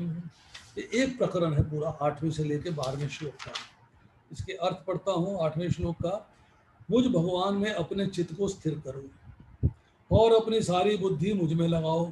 इस प्रकार तुम निसंदेह मुझ में वास करोगे। हे अर्जुन, हे धनंजय, यदि तुम अपने चित्त को अविचल भाव से मुझ पर स्थिर नहीं कर सकते तो तुम भक्ति योग के विधि विधानों का पालन करो। इस प्रकार तुम मुझे प्राप्त करने की चाह उत्पन्न करो। इसके बाद, यदि तुम भक्ति योग के विधि विधानों का भी अभ्यास नहीं कर सकते तो मेरे लिए कर्म करने का प्रयत्न करो, क्योंकि मेरे लिए कर्म करने से तुम पूर्ण अवस्था सिद्धि को प्राप्त होगे। किंतु यदि तुम मेरे इस भावनामृत में कर्म करने में असमर्थ हो तो तुम अपने कर्म के समस्त फलों को त्याग कर कर्म करने का तथा आत्मस्थित होने का प्रयत्न करो। यदि तुम ये अभ्यास नहीं कर सकते तो ज्ञान के अनुशीलन में लग जाओ, क्योंकि ज्ञान से श्रेष्ठ ध्यान है, ध्यान से भी श्रेष्ठ है कर्म फलों का परित्याग, क्योंकि ऐसे त्याग से मनुष्य को मना शांति प्राप्त होती है। भगवान कृष्ण ने अनएलॉयड डिवोशन की बात करी, that is the highest activity, उससे तो कोई नहीं। बट उन्होंने जो है बताया है कि अगर ऐसी अनएलॉयड डिवोशन में आप नहीं जा सकते हो तो क्या एक्सेप्टेबल प्रैक्टिसेस हैं, कौन सी ऐसी और कार्य हैं, कौन सी ऐसी और प्रैक्टिस हैं, कौन से ऐसे और भक्ति के उपाय हैं जो आप कर सकते हो। ये नहीं कर सकते हो तो वो करो, वो नहीं कर सकते हो तो फिर वो करो, वो नहीं कर सकते हो तो ये करो, ये नहीं कर सकते हो तो वो करो। ऐसी चर्चा करिए कि ये भक्त को जो है भौतिक संसार को छोड़ के कृष्ण में ही रमन करना है, उसके तरीके बताए हैं कि आप कैसे कर सकते हो, किस तरह कर सकते हो। बुद्धि को भगवान में लगाना है, इसका मतलब क्या है? मैंने अपनी बुद्धि को भगवान में लगा दिया, अर्थात मैंने अपनी बुद्धि से दृढ़ निश्चय किया है। दृढ़ निश्चय, एक दृढ़ निश्चय मैंने किया है, अपनी बुद्धि से भगवान में मैंने दृढ़ निश्चय किया है कि वो मेरे लिए सर्व उपरि है, उससे ऊपर कोई नहीं है, परम श्रेष्ठ है और पूजनीय है। अब मन को भगवान में कैसे लगाना कि मन से संसार की आसक्ति हटनी चाहिए और मन को भगवान पे केंद्रित करना है। संसार की ममता, संसार की आसक्ति, सुख भोग की इच्छा और आशा को त्याग देना। भक्त कहते हैं, प्रभु जी रास्ता बताओ, जप करते हैं भगवान में मन नहीं लगता, भटकता रहता है, पढ़ते हैं भगवान में मन नहीं लगता, भटकता रहता है, कथा सुनते हैं भगवान में मन नहीं लगता, भटकता रहता है। इस मन की भटकन को कैसे रोकें, बताइए। तो तरीका होना चाहिए ना कि हम क्यों नहीं रोक पाते, कारण क्या है, ये एक प्रश्न है, इसका उत्तर जानिएगा। न समझ में आए तो फिर मुझसे पूछिएगा, मैं आपको बताऊंगा कि मन भगवान में क्यों नहीं लगता और कैसे लग सकता है। अब हमने बताई कि साधना भक्ति, साधना भक्ति के बाद आप प्योर भक्ति योग में जाते हैं। साधन किया, भक्ति साधन के द्वारा करी। जैसे आप मंदिर गए, ऑफिस गए, बिजनेस में गए, बस से गए, कार से गए, साइकिल से गए, स्कूटर से गए, मोटरसाइकिल से गए या पैदल गए, कैसे भी गए। मान लीजिए आप कार से गए, तो कार आपके बिजनेस में जाने का, ऑफिस में जाने का या मंदिर में जाने का साधन थी। आप उस कार को मंदिर के अंदर नहीं ले जा सकते कि अल्टर के आगे कार में बैठे हैं। आप ऑफिस की टेबल पे नहीं ले जा सकते कि ऑफिस की टेबल पे काम हो रहा है तो मैं जो है कार लेके आया हूँ, नहीं, कार बाहर खड़ी है। मतलब जब आप भगवान की भक्ति में आ जाते हो तो साधन बाहर रह जाता है, साधन छूट जाता है, साधन कर लिया, अब भक्ति में आना है। तो इसलिए जो है आपको अभ्यास करना है कि अपने आप को साधन से भक्ति में ले जाने का, कि मेरा साधन ये था, साधन मैंने करी और साधन करने के बाद, साधना करने के बाद मैं भक्ति में आ गया। जब हम छठा अध्याय पढ़ते हैं, ध्यान योग की चर्चा करते हैं, तो उसमें चर्चा आती है धारणा, ध्यान, समाधि। समाधि में आ गया। समाधि में कैसे आते हैं? समाधि का मतलब ये है कि अब आपके मन में, आपके बुद्धि में केवल भगवान है, उन्हीं की रिमेम्बरेंस है और किसी की नहीं है। तो समाधि भी दो वैरायटी की है, एक संप्रज्ञात है, एक असंप्रज्ञात है। संप्रज्ञात समाधि क्या है और असंप्रज्ञात समाधि क्या है? समाधि में आपका ध्येय है भगवान, भगवान पे आपने ध्यान लगाना है। दूसरा है ध्यान का प्रोसेस कि कैसे ध्यान लगाना है, और तीसरा है मैं अर्थात ध्यान लगाने वाला। जब संप्रज्ञात समाधि होती है तो मुझे सब कुछ याद है, मैं अपने आप को भी स्मरण कर सकता हूँ, मेरे को प्रोसेस भी मालूम है कैसे भगवान को ध्यान लगाना है, और भगवान के ऊपर ध्यान लग रहा है मुझे उनका भी स्मरण है, तीनों चीज़ों का स्मरण।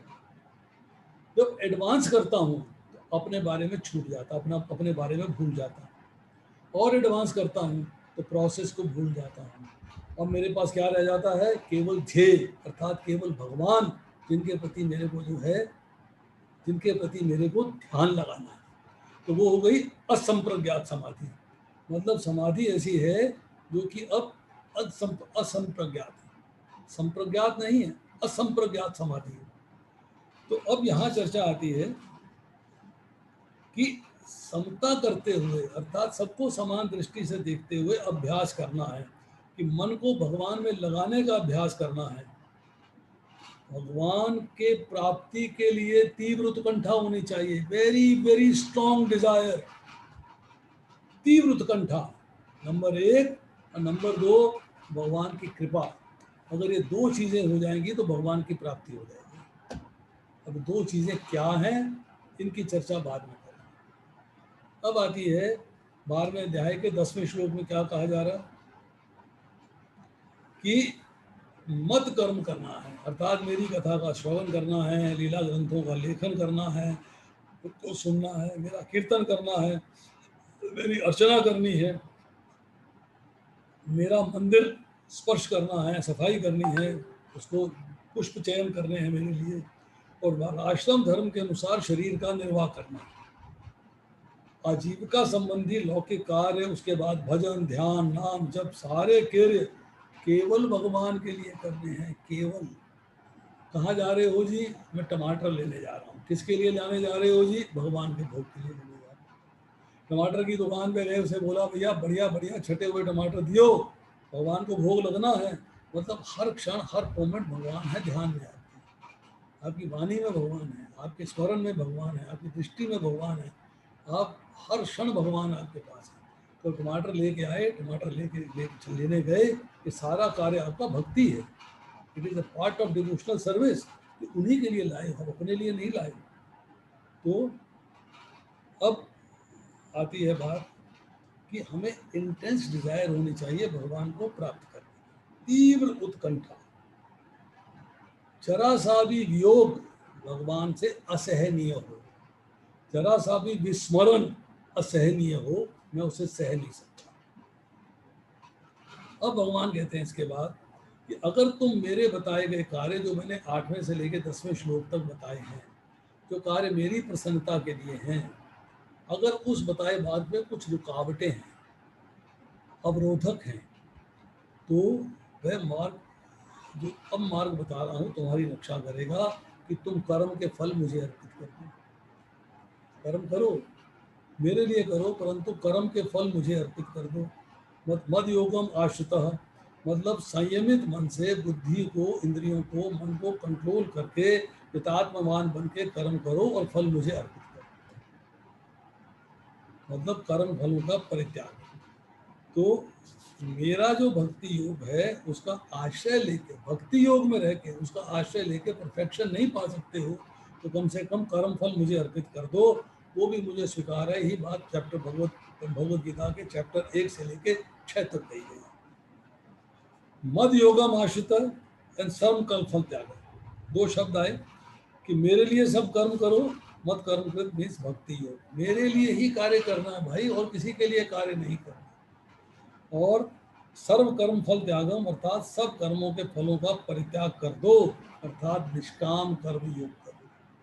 कोई कामना नहीं होनी चाहिए, कोई कामना नहीं होनी चाहिए। मन बुद्धि इंद्रियों सहित शरीर पर विजय प्राप्त करो, और मन इंद्रियां अगर वश में नहीं है, भोगों में फंसा देते हैं, तो मुझे प्राप्त नहीं कर सकते।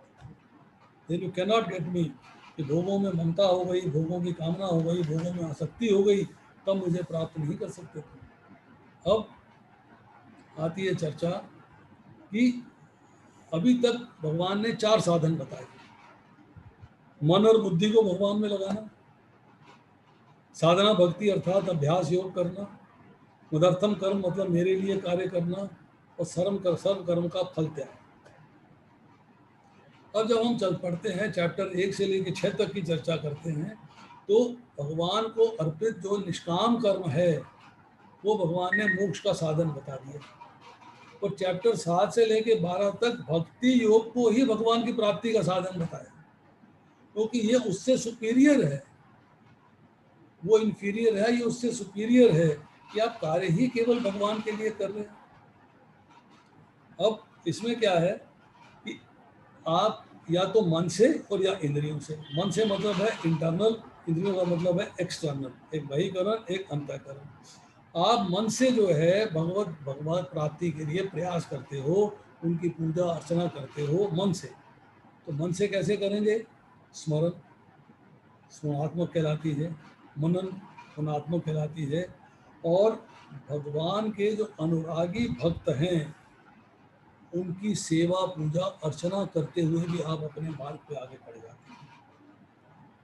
पर जो व्यक्ति की बुद्धि अपने देह में फंसी हुई है, देहात्म बुद्धि है, वो भगवान का आत्म साक्षात्कार नहीं समझते हैं, नहीं जानते हैं, उनके लिए मुश्किल है। परंतु श्रवण करना और कीर्तन करना सबके लिए सुगम है, अगर कोई करना चाहे तो। जैसे मैंने पहले बताया, हरे कृष्णा कृष्णा कृष्णा हरे हरे, हरे राम राम राम हरे हरे, इससे आसान कार्य और कोई नहीं। उन्हें भगवान को भोग लगाने की बात बताई, उससे आसान कार्य कोई नहीं है। अब भगवान कहते हैं कि कर्म योग, मतलब कर्म योग जो है, अगर आप उसमें कोई अपने फल की इच्छा नहीं रखते हो, आसान है। आसान है कि कर्म केवल भगवान के लिए करना है। चौथे अध्याय के 18वें श्लोक में भगवान ने यही कहा है, जो कर्म को अकर्म समझता है, अकर्म को कर्म समझता है, वही दिव्य ज्ञान करता है, वही ज्ञानवान है। तो ये हमें समझना है कि भगवान ने अभी तक 11वें श्लोक तक 4 साधन बता दिए। समर्पण योग बताया, अभ्यास योग बताया, भगवत अर्थ कर्म बताया, और कर्म फल का त्याग बताया। ये चर्चा पिछले श्लोक में भी कर चुके हैं। अब भगवत प्राप्ति में कर्म फल के त्याग की बात कही गई है, पर भगवत प्राप्ति जो है उसके लिए और क्या एसेंशियल है कि कर्म फल का त्याग श्रेष्ठ है, परम शांति देने वाला है, और इसको कुछ छोटा ना समझे, तो निम्न नहीं मानो। कर्म फल का त्याग करना बड़ा कठिन कार्य है। तो कोई भी कार्य करते हैं उसका फल तुरंत चाहते हैं, उसके कर्म के फल का त्याग करना कोई आसान कार्य नहीं है। तो यहाँ पर जो है चारों साधन अलग अलग क्यों हैं? ये डिपेंड करता है आपकी रुचि पे, ये डिपेंड करता है साधक के विश्वास पे, ये डिपेंड करता है साधक की योग्यता पे, कि जैसे जैसे योग्य होगा, जैसे जैसे रुचि होगी, जैसे जैसे विश्वास होगा, वैसे वैसे वो इसको प्रैक्टिस में लाएगा। अब अभ्यास क्या है? व्हाट इज अभ्यास? 12वें श्लोक की चर्चा हो रही है। अभ्यास क्या है कि आप किसी भी स्थिति में कोई विषय हो, उसमें एक फिक्सेशन हो जानी चाहिए, स्थिरता आ जानी चाहिए। Yes, no I am fix to this line, मेरी ये लाइन फिक्स्ड है।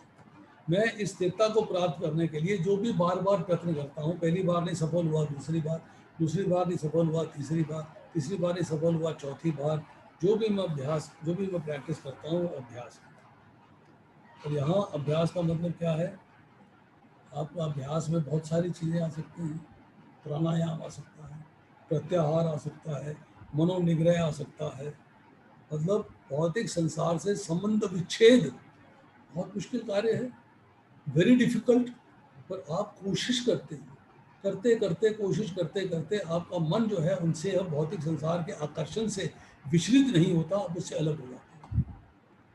अब अगर जो है आपका अभ्यास नहीं कर पाते, ध्यान नहीं कर पाते, शास्त्र ज्ञान नहीं है, कर्मफल की इच्छा का त्याग भी नहीं है, और आपके अभ्यास में जो है शरीर, इंद्रियां, मन, बुद्धि का आश्रय रहता है, उन पर डिपेंडेंट रहते हैं, तब आप ज्ञान का अनुशीलन करें, अर्थात शास्त्र ज्ञान प्राप्त करें। शास्त्र ज्ञान से क्या होगा? सत्य और असत्य का भेद पता लगेगा, क्या करनी है, क्या करनी है, क्या करना चाहिए, क्या नहीं करना चाहिए, क्या सार है, क्या असार है, क्या कर्तव्य है, क्या कर्तव्य है, इसका ज्ञान होगा। इसमें अभ्यास नहीं है, ना ध्यान है, ना ही कर्मफल का त्याग है, पर इससे हृदय शुद्ध होता है। जब ज्ञान की प्राप्ति करते हैं तो आपका हृदय शुद्ध होता है, आपके अंदर प्योरिफिकेशन आती है। तो कहते हैं कि अभ्यास नहीं कर पा रहे हैं तो ज्ञान करिए। जब ज्ञान प्राप्त कर लेंगे तो आपके अंदर भगवान की प्राप्ति की अभिलाषा, उत्कंठा जागृत हो जाएगी, आपका इंटरेस्ट हो जाएगा, रुचि हो जाएगी कि मेरे को भगवान की प्राप्ति करनी है। मुझे मृत्यु के बाद यहाँ नहीं आना है लौटकर, पुनरअपि जन्मम पुनरअपि मरणम के चक्र में नहीं रहना है। मुझे मुक्ति प्राप्त करनी है, भगवान के धाम जाना है, जहाँ से लौटकर जीव इस संसार में नहीं आता। न भास्यते सूर्यो न शशांको न पावका है, यद गत्वा ही निवर्तन्ते तद धाम परमम मम। मेरे स्वयं धाम में गया हुआ जीव लौटकर संसार में नहीं आता। हा ब्रह्म भुवना लोका पुनर्वर्तनो अर्जुना माम उपेत्या तो कौनता पुनर्जन्म न विद्यते। कि मेरे धाम में गया हुआ जीव लौटकर इस संसार में नहीं आता, जन्म मृत्यु के चक्र से निकल जाता है। तो यहाँ जो है ध्यान शब्द की बात मैंने करी, वही समाधि के लेवल पे आना जब ध्यान लगेगा तो असंप्रज्ञात, संप्रज्ञात नहीं असंप्रज्ञात समाधि होगी। जब आप ध्यान लगाते हो तो आपका मन का कंट्रोल होता है, मन का नियंत्रण होता है। शास्त्र ज्ञान से मन का नियंत्रण नहीं होता, ज्ञान होता है परंतु मन फिर भी भटकता है। पर जब आप ध्यान लगाते हो तो मन का कंट्रोल होता है, तब आपके अंदर शक्ति का संचय होता है। शक्ति किसकी? भगवान की सेवा की। आप उस शक्ति का उपयोग करते हो भगवान की तरफ कदम बढ़ाने के लिए, भगवान की सेवा करने के लिए, भगवान के साथ संबंध स्थापित करने के लिए। और शास्त्र फिर जब मन वश में आता है तो शास्त्र पढ़ते हैं तो शास्त्र और पढ़ने का मन करता है। फिर मन वश में करते हैं, शास्त्र और पढ़ने का मन नहीं करता है। तब आप शास्त्र ज्ञान की मुख्यता जानते हो कि मुझे क्या क्या शास्त्र पढ़ने चाहिए और क्या क्या ज्ञान प्राप्त करना चाहिए। अब जब कर्म फल में भौतिक संसार से आसक्ति का त्याग बताया, कर्मों में आसक्ति तथा फल की इच्छा ही बंधन का कारण है। बनता आदमी कब है? आदमी बनता कब है? बनता तब है जब उसके अंदर फल को भोगने की इच्छा हो जाती है, तो शरीर धारण करना पड़ता है। शरीर धारण करना है तो बंधना पड़ता है। अब बंधन मनुष्य शरीर में है, मनुष्य शरीर से ही छुटकारा होगा। ये बायां खूंटा है, इस तरफ गाय बांधी, यहाँ पे बेटे से कहा बेटा गाय खोल के ला, बेटा दाएं खूंटे से खोलना, खुल जाएगी क्या? अरे भाई दाएं खूंटे में तो गाय बंधी नहीं थी, बंधी तो बाएं खूंटे में है, तो बाएं खूंटे से खोल। तो जब कर्म बंधन में फंसे इस भौतिक संसार के अंदर, हम कर्म बंधन में फंसे हैं इस पृथ्वी के ऊपर, इस भौतिक संसार में, तो इसी पृथ्वी के ऊपर भौतिक संसार में आके ही छुटकारा होगा, और होगा भक्ति योग के द्वारा। भक्ति योग के द्वारा आपको सारे कर्म जो है भगवान को अर्पण कर देने से भक्ति की प्रधानता होती है। भगवान के लिए ही सारे कर्म करने हैं और कर्म फल का परित्याग कर देना है। सब चीज़ें एक साथ जब करेंगे तो आपको लगेगा कि भगवान की प्राप्ति जो है सुगम हो गई। मन भगवान ने दिया, बुद्धि भगवान ने दी, इंद्रियां भगवान ने दी, उन्हीं की सेवा में लग गई। जिसने दिया है उन्हीं की सेवा में लगा दिया। मैं तो कुछ भी नहीं करता, भगवान ही तो करवाते हैं भाई। मतलब प्रेरणा भगवान देते हैं, रास्ता भगवान दिखाते हैं। मैं उस रास्ते पे चलूं या न चलूं मेरी मर्जी, वो मेरी इच्छा है। तो मेरे को जो है कर्म करने का अधिकार है, फल का अधिकार नहीं है, ये बात बताइए। अब आती है चर्चा कि better than unsuccessful practice of meditation. आप ध्यान नहीं लगा पा रहे हो, आप सक्सेसफुल नहीं हुए हो, आपने परम फलों को परित्याग कर दिया है, छोड़ दिया है, तो क्या होगा? शांति मिलेगी। आपका माइंड जो है वो प्यूरिफाई हो जाएगा, हृदय आपका शुद्ध हो जाएगा। जब हृदय शुद्ध हो जाएगा फिर आप और अच्छे तरीके से ध्यान लगाएंगे, और बढ़िया तरीके से ध्यान लगेंगे तो फिर आप जो है आत्मा को रियलाइज करेंगे, आत्मा को पहचानने लगेंगे, आत्मा को रियलाइज करेंगे कि आत्मा अलग है और शरीर अलग है। आत्मा भगवान का अंश है, शरीर भगवान के अंश प्रकृति का बना हुआ है। जब ये ज्ञान प्राप्त हो जाएगा तो उसके बाद परमात्मा का ज्ञान प्राप्त होगा। हमने ज्ञान प्राप्त किया मुंडकोपनिषद, सुशासन उपनिषद से कि भगवान जो है आपके हृदय में बैठे हुए हैं। कैसे? जैसे आत्मा और परमात्मा दो पक्षी हैं, घोंसले में बैठे होते हैं, जो आत्मा परमात्मा हृदय रूपी घोंसले में बैठे हुए हैं। आत्मा कर्मों के कर्म फल भोग रहा है और परमात्मा उसका साक्षी है, उसका विटनेस है। तो ये बात हमें समझ में आती है। अब आती है चर्चा हमारी 13वें और 14वें श्लोक में। अद्वेष्टा सर्वभूतानां मैत्र करुणा एव च निर्मम निरंकार समा सुख दुख क्षमी संतुष्टा सततम योगी यतात्मा दृढ़ निश्चया मयि अर्पित मन बुद्धि यह मत भक्ता सब में प्रिय। जो किसी से द्वेष नहीं करता, सभी जीवों का दयालु मित्र है, जो अपने को स्वामी नहीं मानता, मिथ्या अहंकार से मुक्त है, जो सुख दुख में समभाव रहता है, सहिष्णु है, सदैव आत्मतुष्ट रहता है, आत्मसंयमी है, जो निश्चय के साथ मुझ में मंदता बुद्धि को स्थिर करके भक्ति में लगा रहता है, ऐसा भक्त मुझे अत्यंत प्रिय है। भगवान ने यहाँ पे चर्चा करी इसमें। अब इसके बाद अगर चर्चा करेंगे आगे के भी श्लोक जो हैं, इनमें चर्चा करते हैं कि सिद्धावस्था को जो भक्त प्राप्त हो गए हैं, जो एक्सपर्ट हो गए हैं कृष्णा कॉन्शियसनेस में, उसके जो 13वें 14वें श्लोक में 12 लक्षण बताए गए हैं। 12 लक्षण है अद्वेष्टा सर्वभूतानां, कि जो मेरे को सांसारिक सुख भोग में बाधा देने वाले हैं, आध्यात्मिक विकास में बाधा देने वाले हैं, मैं उनके प्रति भी दोष दृष्टि नहीं रखता, उनके प्रति भी मेरा कोई बैर भाव नहीं। मैत्र करुण मतलब मैत्री और दया, मेरा हरेक भक्त से, हरेक व्यक्ति से मैत्री का भाव है, मैत्री का भाव है, करुणा का भाव है कि दुख देने वाले पर दया करता हूँ। क्यों? वो नए पाप कर रहा है, उसको विशेष दया का पात्र है, उसको भक्ति में लगा के पापों से मुक्त कराना चाहिए। या दुख पाने वाले पे दया है कि उसके पाप कर्म कम हो रहे हैं। दुख का मतलब है पाप कर्म कम होना। पाप कर्म कम होना मतलब पुराने पापों को फल, उनको फल भोग रहा है और छुटकारा पाए। मान लीजिए एक व्यक्ति के पास 20 कर्म फल है, 10 पाप पुण्य के, 10 पाप के। अच्छा रिजल्ट मिला, पुण्य फल कम हो गया, बुरा रिजल्ट मिला, पाप फल कम हो गया। कौन सा बेटर है? आपको पुण्य फल बेटर है कि पाप फल बेटर है? पाप फल कम हो रहा है, स्थिति बेटर है, पुण्य फल कम हो रहा है, संसार को भोगने के लिए स्थिति बुरी है। परंतु दोनों ही बेटर हैं, क्योंकि पुण्य फल भी जा रहा है, पाप फल भी जा रहा है, दोनों भुगत के समाप्त हो रहे हैं। तो सारे समाप्त हो जाते हैं, भगवत धाम मिलना निश्चित है। निर्मम, किसी के प्रति ममता नहीं है, कोई मेरा शरीर इंद्रियां मन बुद्धि पर भी ममता नहीं है, ठीक है। निरंकार, अहंकार से रहित है, मैं शरीर नहीं हूँ, मैं आत्मा हूँ, शरीर मेरा नहीं है, भगवान का है, ये बात को स्वीकार कर लेना। समा दुखा सुखा, मतलब अनुकूल परिस्थिति हो, प्रतिकूल परिस्थिति हो, हृदय में राग नहीं है, द्वेष नहीं है, हर्ष नहीं है, शोक नहीं है, विकार नहीं है, कोई मेरे में उसमें द्वैतवाद नहीं आ रहा उसके लिए। अब आता है क्षमी।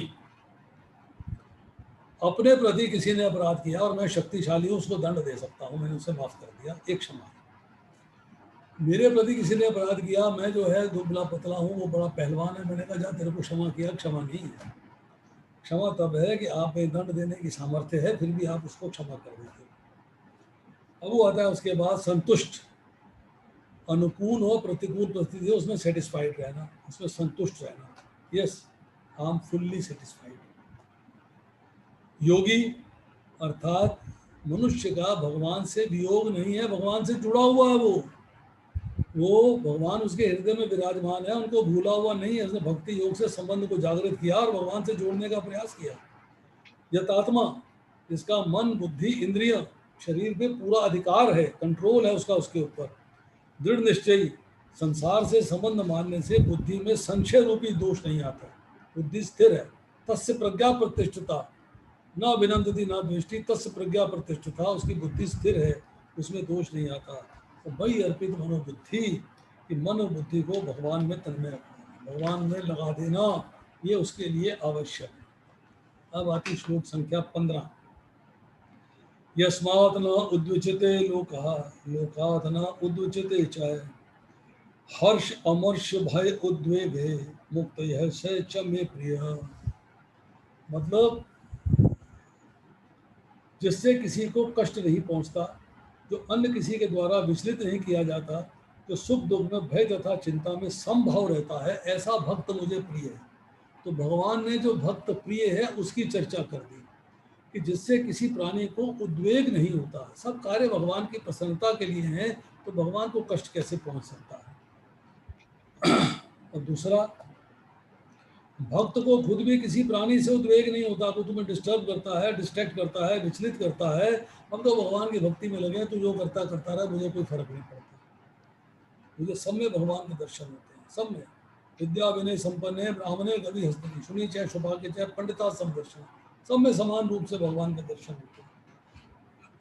उद्वेग कब होता है? जब कामना पूर्ण नहीं होती, और भक्त को कामना होती नहीं, भक्त को कामना नहीं होती, इसलिए पूर्ण होने का सवाल ही नहीं पैदा होता, इसलिए उद्वेग नहीं होगा। हर्ष से मुक्त कि संसारिक कामनाओं को जब पूर्ति होती है तब हर्ष होता है, वस्तुओं का मिलना है तब हर्ष होता है, छुड़ता है तो तब शोक होता है।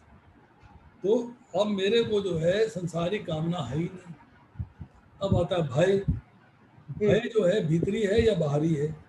भीतरी है कि मेरे को चोरी कर दी, मैंने झूठ बोल दिया, व्यभिचार है, शास्त्र विरुद्ध है, मृत्यु है, बुढ़ापा है, इनसे मुझे कोई भय नहीं, क्योंकि मेरे में नहीं, ये गुण मेरे में है ही नहीं। तो बाहरी कारण है कि मेरे को चोर आ गया है, सांप आ गया है, शेर आ गया है, एक्सीडेंट हो गया, फलाना हो गया, ये हो गया, वो हो गया। जब वैराग्य होगा तो मुझे इन सब की चिंता नहीं है, जो होना है सो होगा, वाई शुड आई बड़ी। अब आती है, इसमें तीसरी बार उद्वेग शब्द इस्तेमाल हुआ है कि कोई चिंता नहीं है, काम पूरा नहीं हुआ है तब भी चिंता नहीं है, इच्छा अनुसार फल नहीं मिला है तब भी चिंता नहीं है, अधिदैविक दुख है तब भी चिंता नहीं है, अधिभौतिक दुख है, आध्यात्मिक दुख है तब भी चिंता नहीं है। और मुक्त का मतलब है कि जितने संसार के विकार है सबसे छुटकारा, सबसे मुक्त है, कोई दुर्गुण नहीं है, कोई दुर्विचार नहीं है, कोई दुराचार नहीं। तो भक्त जो है अपने में कोई गुण नहीं मानता, तो अपने में कोई गुण देखता है तो उसे भगवान का मानता है, ये भगवान का गुण है। अब आता है श्लोक संख्या 16। अनपेक्षा शुचि दक्ष उदासीनो गंतव्य था, सर्व आरंभ परित्यागी यह मत भक्ता समय प्रिय। मेरा ऐसा भक्त जो सामान्य कार्यकलापों पर आश्रित नहीं है, जो शुद्ध है, पटु है, चिंता रहित है, समस्त कष्टों से रहित है, किसी फल के लिए पत्रशील नहीं होता, ऐसा भक्त मुझे अतिशय प्रिय है, अतिशय प्रिय। अब एक भक्त के 6 लक्षण बताए जा रहे हैं, तीसरा प्रकरण है ये, यहाँ पे भक्त के 6 लक्षण बनाए जा रहे हैं। अनपेक्षा मतलब इच्छा रहित है, उसमें भौतिक संसार को भोगने की इच्छा नहीं है, भगवान को सर्वश्रेष्ठ मानता है, भगवान की प्राप्ति से बढ़कर कोई लाभ नहीं, बाकी सब बातें बेकार है, संसारिक इच्छाएं नहीं है, स्प्रिया नहीं है, तृप्ति नहीं है, वासना नहीं है, कुछ नहीं चाहिए। विपत्ति में भी अनुकूलता की कामना नहीं करता। तो महारानी कुंती कहती है, कृष्ण मुझे विपदाएं बार बार आए, जब विपदाएं बार बार आती हैं तो आपका स्मरण होता है, जब आपका स्मरण होता है तो आप आते हैं। तो हमें जो है विपत्ति में भी अनुकूलता की कामना नहीं करनी। उत्तम भक्ति में रूप गोस्वामी लिखते हैं कि अगर जो है भगवान की सेवा करने के लिए मृत्यु भी सामने आ जाती है तो आपको जीवन बचाने की याचना नहीं करनी चाहिए, तब उत्तम भक्ति है। भक्ति रसामृत सिंधु में भक्त को अपने शरीर की भी अपेक्षा नहीं होती, जो है भगवान आपका है, जैसे जिस हाल में रखो आपका है, मुझे क्या फर्क पड़ता है, how does it make difference to me, मुझे कोई फर्क नहीं पड़ता। मुझे इतनी भी इच्छा नहीं कि आप मुझे दर्शन दो रहे, मुझे अर्च विग्रह में दर्शन हो रहे हैं भाई, मुझे कोई दिक्कत है ही नहीं, मैं क्यों दर्शन मांगूंगा आपसे, मुझे दर्शन दे तो आनंद है, ना दे तो भी आनंद है, कि सदा भगवान की प्रसन्नता को और उनकी कृपा देख के मस्त होना पड़ता है, आनंद में रहता है। यहाँ एक प्रश्न आता है, भगवान की दया और भगवान की कृपा में क्या भेद है, इसका उत्तर आप देंगे। भगवान की दया क्या होती है, भगवान की कृपा क्या होती है? दया और कृपा एक ही शब्द है, दोनों में भेद है, इसको जानने का प्रयास करिए। अब आती है चर्चा शुचि। शुचि मीन्स पवित्रता, भारी पवित्रता है, नहाना धोना मंजन करना, शरीर को साफ सुथरा रखना भारी पवित्रता है। आंतरिक पवित्रता है कि आपने इंद्रियों को वश में कर लिया है, मन को वश में कर लिया है, राग नहीं है, द्वेष नहीं है, हर्ष नहीं है, शोक नहीं है, काम नहीं है, क्रोध नहीं है, आप निर्विकार हैं, आप में कोई विकार नहीं। तो भक्त का संग करते हैं तो आप भक्त भी पवित्र होता है तो आप भी उससे पवित्र होते हैं। अब आती है चर्चा दक्ष। दक्ष का मतलब होता है पटु, चतुर, एक्सपर्ट, कि करने योग्य कार्य को कर लेना। लक्ष्य क्या है? भगवान का प्रेम। लक्ष्य है भगवत प्राप्ति, भगवान की प्राप्ति। यही जो है आपका कार्य है, इसमें आपकी सांसारिक दक्षता चाहिए जीवन यापन के लिए, आप करिए, कोई प्रॉब्लम नहीं है, पर अल्टीमेटली फल का इच्छा करेंगे तो बंधन बढ़ेगा। उदासीन मतलब उदासीन मतलब ऊपर बैठा हुआ, तटस्थ, पक्षपात से रहित। आपको कोई पक्षपात नहीं है, भौतिक संसार है तो भी उदासीन है, भगवान के प्रति उदासीन नहीं है। भगवान के प्रति आपका आकर्षण है, परंतु भौतिक संसार के क्रियाकलापों में आप जो है उदासीन। अब आती है चर्चा, पांचवा गंतव्य था कि सारे कष्टों से मुक्ति हो जाए, कुछ मिले या ना मिले, कुछ भी आए या चला जाए, मेरे दुख मेरे चित्त में, मेरे मन में न दुख है, न चिंता है, न शोक है, कोई हलचल नहीं। मतलब इसका विस्तृत अर्थ है, अनुकूलता की प्राप्ति से चित्त में प्रसन्नता नहीं, प्रतिकूलता की प्राप्ति से चित्त में खिन्नता नहीं। अब है सर्वारंभ परित्यागी, सब प्रयत्नों का परित्याग। मीन्स भोग करना, संग्रह करना, जोड़ना, इस उद्देश्य से नए काम करना, कामना रखनी, ये सब छोड़। These are not required। ये सब आपने छोड़ देने, ये आपको नहीं चाहिए। क्या बनेंगे? मद भक्त, अर्थात भगवान के प्रेमी भक्त, अनन्य प्रेमी, कि वे भगवान को प्रिय होता है, भगवान में उसका असीम आकर्षण है। और जीव जो है भगवान की ओर आकृष्ट क्यों नहीं होता? उसको आकृष्ट होना चाहिए। इसलिए नहीं होता कि जीव ने संसार से संबंध मान लिया है, उसका प्रकृति से आकर्षण है, इससे छूटेगा तो भगवान में ऑटोमेटिक आकर्षण आ जाएगा। अब आती है चर्चा 17वें श्लोक में, यो न हश्यति न द्वेष्टि न शोचति न कांक्षति शुभ अशुभ परित्यागी भक्तिमान यस में प्रिय। मतलब ये चौथा प्रकरण है कि भक्त के फिर अगले 5 लक्षणों की चर्चा हो रही है। न हर्षति, हर्ष नहीं करता, स्थितियां अनुकूल आती हैं, हर्ष नहीं करता। न द्वेष्टि, शोक नहीं करता।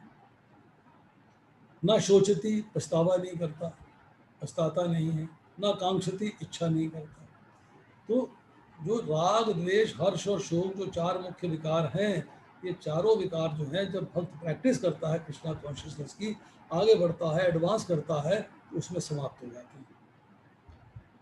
संसार से प्रतिक्षण वियोग हो रहा है, संसार पीछे छूट रहा है, मैं आगे बढ़ रहा हूँ मृत्यु की ओर, संसार से वियोग हो रहा है, परंतु भगवान से वियोग कभी नहीं होता। भगवान से वियोग कभी नहीं होता। अगर आप भगवान से जुड़ते हो तो आखिरी क्षण तक वियोग नहीं होता, भगवान से जुड़े रहते हैं। परंतु भगवान ने कहा कि अंत काले च माम एव, तो अंत काल में मेरा स्मरण करता है, मेरे भाव को प्राप्त होता है। पर एक व्यक्ति कहता है मैं अंत काल में आपका स्मरण तो कर नहीं पाया, एक्सीडेंट हो गया, मर गया, हॉस्पिटल में था, बेहोश था, ग्लूकोज लगा हुआ था, पेशाब की नलकी लगी हुई थी, ब्लड चढ़ रहा था, उधर से इंजेक्शन की नलकी लगी हुई थी, मेरे को मॉनिटर्स लगे हुए थे, मेरे को होश नहीं था, मैं अनकॉन्शियस था, आपका स्मरण नहीं कर पाया, तो मैं आपके धाम कैसे जाऊँगा? एक प्रश्न है, इसका उत्तर जानने का प्रयास करें कि कैसे होता है, कैसे धाम जा सकता है भक्त? भक्त भी तो अनकॉन्शियस हो सकता है, भक्त भी तो एक्सीडेंट प्राप्त कर सकता है, तो उसकी स्थिति में भगवान के धाम कैसे जाएगा? भगवान अपने धाम जाने देंगे कि नहीं जाने देंगे? क्या वो श्लोक झूठा हो जाएगा? क्या श्लोक सच्चा है तो धाम नहीं जा सकता, तो क्या होगा? ये बात का हमें जो है उत्तर जानने का प्रयास करना। जब हमारे किसी वस्तु के प्रति आकर्षण है, राग है, उससे मिलते हैं, वो मिलती है हमें तो हर्ष होता है। जिस वस्तु से द्वेष है वो नहीं मिलती है तो भी हर्ष होता है, और जिस राग वाली वस्तु हमें नहीं मिलती है तो शोक होता है, और द्वेष वाली वस्तु मिल जाती है तो हमें हर्ष होता है। तब हमें शोक होता है। अब आती है कि अंधकार में आप दीपक जलाते हैं तो दीपक जलाने की कामना होती है कि अंधकार है तो मुझे दीपक जलाना चाहिए। जब दीपक जल जाता है, रोशनी आ जाती है तो खुशी मिलती है, तो हर्ष होता है। जब दीपक बुझ जाता है तो क्रोध आता है, किसी ने बुझा दिया, क्रोध आता है, शोक होता है। अब पुनः दीपक कैसे जले इसकी चिंता रहती है। तो इसी तरह इसके कंट्राडिक्शन में देखते हैं कि अगर दोपहर का समय है तो दीपक जलाने की कामना नहीं होती। दीपक जला भी देता कोई दोपहर में तो कोई हर्ष नहीं होता। दीपक बुझा भी दे है तो कोई क्रोध नहीं आता और प्रकाश के अभाव की चिंता नहीं होती। अब इसको अपने पे लगा के देखिए। मनुष्य जो है भगवान से विमुख है और संसार के सुमुख है। तो शरीर निर्वाह के लिए, सुख के लिए जब आपको अनुकूल पदार्थ हैं, मिलने की प्रार्थना होती है, मिलने की इच्छा होती है, तो मिल जाता है तो हर्ष होता है। बाधा मिलती है तो क्रोध आता है और न मिलने पे कैसे मिले ये चिंता रहती है। अब डिवोटी जो है उसकी क्वालिटी क्या है कि भक्त को भगवान की प्राप्ति हो गई। जैसे दोपहर में सूर्य आ गया तो सब रोशनी हो गई, उसमें जो है भगवान की प्राप्ति हो गई, तब उसे किसी संसार की किसी वस्तु की आवश्यकता नहीं रहती। और पांचवा लक्षण है शुभाशुभ त्यागी। शुभ हो या अशुभ हो उसको त्याग देना है। शुभ कर्मों से अटैचमेंट नहीं है, अशुभ कर्मों से द्वेष नहीं है। भक्त के संपूर्ण कर्म राग और द्वेष से रहित है, ना अटैचमेंट है ना घृणा है, इसलिए शुभ अशुभ कर्मों का फल का परित्यागी है। वह केवल अकर्म करता है, अर्थात ममता आसक्ति फल की इच्छा से रहित ही कर्म करता है और भगवान के लिए ही करता है। क्योंकि उसमें राग और द्वेष नहीं होते हैं इसलिए अशुभ कर्म नहीं होते हैं। वर्णाश्रम के अनुसार अपने कार्य करता है, जो कार्य बताए गए हैं उन्हीं को करता है, दूसरे नहीं करता। अब आती है श्लोक संख्या 18 और 19, इसको करते हैं। समय शत्रु च मित्र च तथा मान अपमानयो शीत उष्ण सुख दुखेषु सम संग सब विवर्जता तुल्य निंदा स्तुति मौनी संतुष्टा ये न केनचित् अनिकेतः स्थिरमति भक्तिमान में प्रिय नरा। जो मित्रों तथा शत्रुओं के लिए समान है, जो मान तथा अपमान, शीत तथा गर्मी, सुख तथा दुख, यश तथा अपयश में समभाव रखता है, जो दूषित संगति से सदैव मुक्त रहता है, जो सदैव मौन और किसी भी वस्तु से संतुष्ट रहता है, जो किसी प्रकार के घर बार की परवाह नहीं करता, जो ज्ञान में दृढ़ है और भक्ति में संलग्न है, ऐसा पुरुष मुझे अत्यंत प्रिय है। भगवान ने बताया कि मुझे अत्यंत प्रिय कौन है। यहाँ पे फिर जो है लक्षणों की चर्चा हो रही है, 10 लक्षणों की चर्चा हो रही है। क्विकली शॉर्ट में करेंगे, समय खत्म होने वाला है, 8 बजने वाले हैं। With your kind permission 10 minute और दूंगा आपसे, इजाज़त है 10 मिनट की, 10 मिनट्स मोर। समय शत्रु च मित्र च। भगवान के प्रति जब आपकी बुद्धि समर्पित हो जाती है तो राग द्वेष रहित हो जाते हैं। तब शत्रु है और मित्र है, किसी से आपका जो है कोई भाव नहीं होता, सब समान भाव रहता है, एक जैसा भाव रहता है। ना कोई आपका शत्रु है ना आपका, सब आपके मित्र हैं। मान वमान्यो। भक्त को अपने कहे जाने वाले शरीर में ना तो अहंकार होता है ना ममता होती है, तो शरीर का मान वमान होता हो, मुझे तो कोई विकार होता नहीं, मुझे कोई चिंता नहीं मान वमान की। और शीत उष्ण में समता, अर्थात इंद्रियों का विषयों से संयोग होने से अंतःकरण में कोई चेंज नहीं। और अगर जो है धन आदि की प्राप्ति हो जाती है, अप्राप्ति हो जाती है, तब मुझे अंतःकरण में कोई चिंता नहीं। अनुकूल परिस्थिति हो तो मुझे कोई चिंता नहीं, प्रतिकूल परिस्थिति हो तो मुझे कोई चिंता नहीं। अब आती है सुख और दुख में समान, हर्ष शोक से रहित, और बाद में है संग विवर्जिता। संग मीन्स संबंध, संयोग या आसक्ति, इसका सर्वथा विभाव है, अंतःकरण में आसक्ति नहीं है। जैसे कि संसार के प्रति आसक्ति तो संसार का चिंतन होगा, चिंतन होगा तो कामना आएगी, कामना आएगी तो पतन होगा। तुल्य निंदा स्तुति, मेरे कोई निंदा करे या मेरी कोई स्तुति करे, मुझे उससे कोई फर्क नहीं पड़ता। स्तुति करने वालों पे मेरा आकर्षण नहीं होता, निंदा करने वालों से मेरा द्वेष नहीं होता। दोनों भावों में मैं एक समान रहता हूँ, मुझे कोई फर्क नहीं पड़ता है। और मौनी अर्थात मननशील, मौनी का मतलब है चुप रहना, मौनी का दूसरा अर्थ है मननशील, अर्थात भगवान के स्वरूप का, नाम का, रूप का, गुण का, लीला का, धाम का हमेशा चिंतन रहता है, मनन होता रहता है। वासुदेवम सर्वमिति, सब कुछ भगवान है, ये बात का ध्यान होता है। संतुष्टो येन केनचित्, प्रारब्ध के अनुसार शरीर के निर्वाह के लिए जो चाहिए वो मिलता है। प्रारब्ध के अनुसार शरीर के निर्वाह के लिए मुझे जो भी चाहिए वो मिलता है, दैट इज अवेलेबल, तो मुझे उसकी जो है चिंता नहीं, I am not worried about that, मुझे उसकी कोई चिंता नहीं। परंतु अगर मुझे नहीं भी मिलता है तभी मुझे चिंता नहीं, क्योंकि भगवान अपने आप देंगे, जो उन्हें देना है मुझे देंगे, भूखा रखना है तो भूखा रखेंगे, खाने को देना है तो खाने को देंगे। और अनिकेत, जिसका कोई निवास स्थान नहीं, अर्थात जिसने अपने निवास स्थान के प्रति ममता नहीं है, आसक्ति नहीं है, अपने शरीर में भी आसक्ति नहीं है, वो अनिकेत कहलाता है। और स्थिरमति अर्थात दृढ़ संकल्प, बुद्धि भगवान के ज्ञान सेवा से कभी भी विचलित नहीं होना। भगवत तत्व को जानने के लिए आपको किसी चीज़ की आवश्यकता की जरूरत नहीं पड़ती। आप चूंकि स्वाभाविक रूप से भगवत सेवा में आ जाते हो, भक्तों का संग करने से भी ये प्रयास हो जाता है। आपको जरूरी नहीं है कि शास्त्र सारे पढ़ने पड़े, आप भक्तों का संग करते हो तो ज्ञान मिलता जाता है और आप आगे बढ़ जाते हैं। बुद्धि के स्थिर होने में बाधक है कामनाएं, और बुद्धि के स्थिर होने में सहायक है कामनाओं का त्याग, ये बात जरूरी है। अब आता है आखिरी श्लोक आज का, 20वां श्लोक है। ये तो धर्म अमृतम इदम यथा उक्तम पर्युपासते श्रद्धा नामत परमा भक्ता ते अतीव में प्रिय।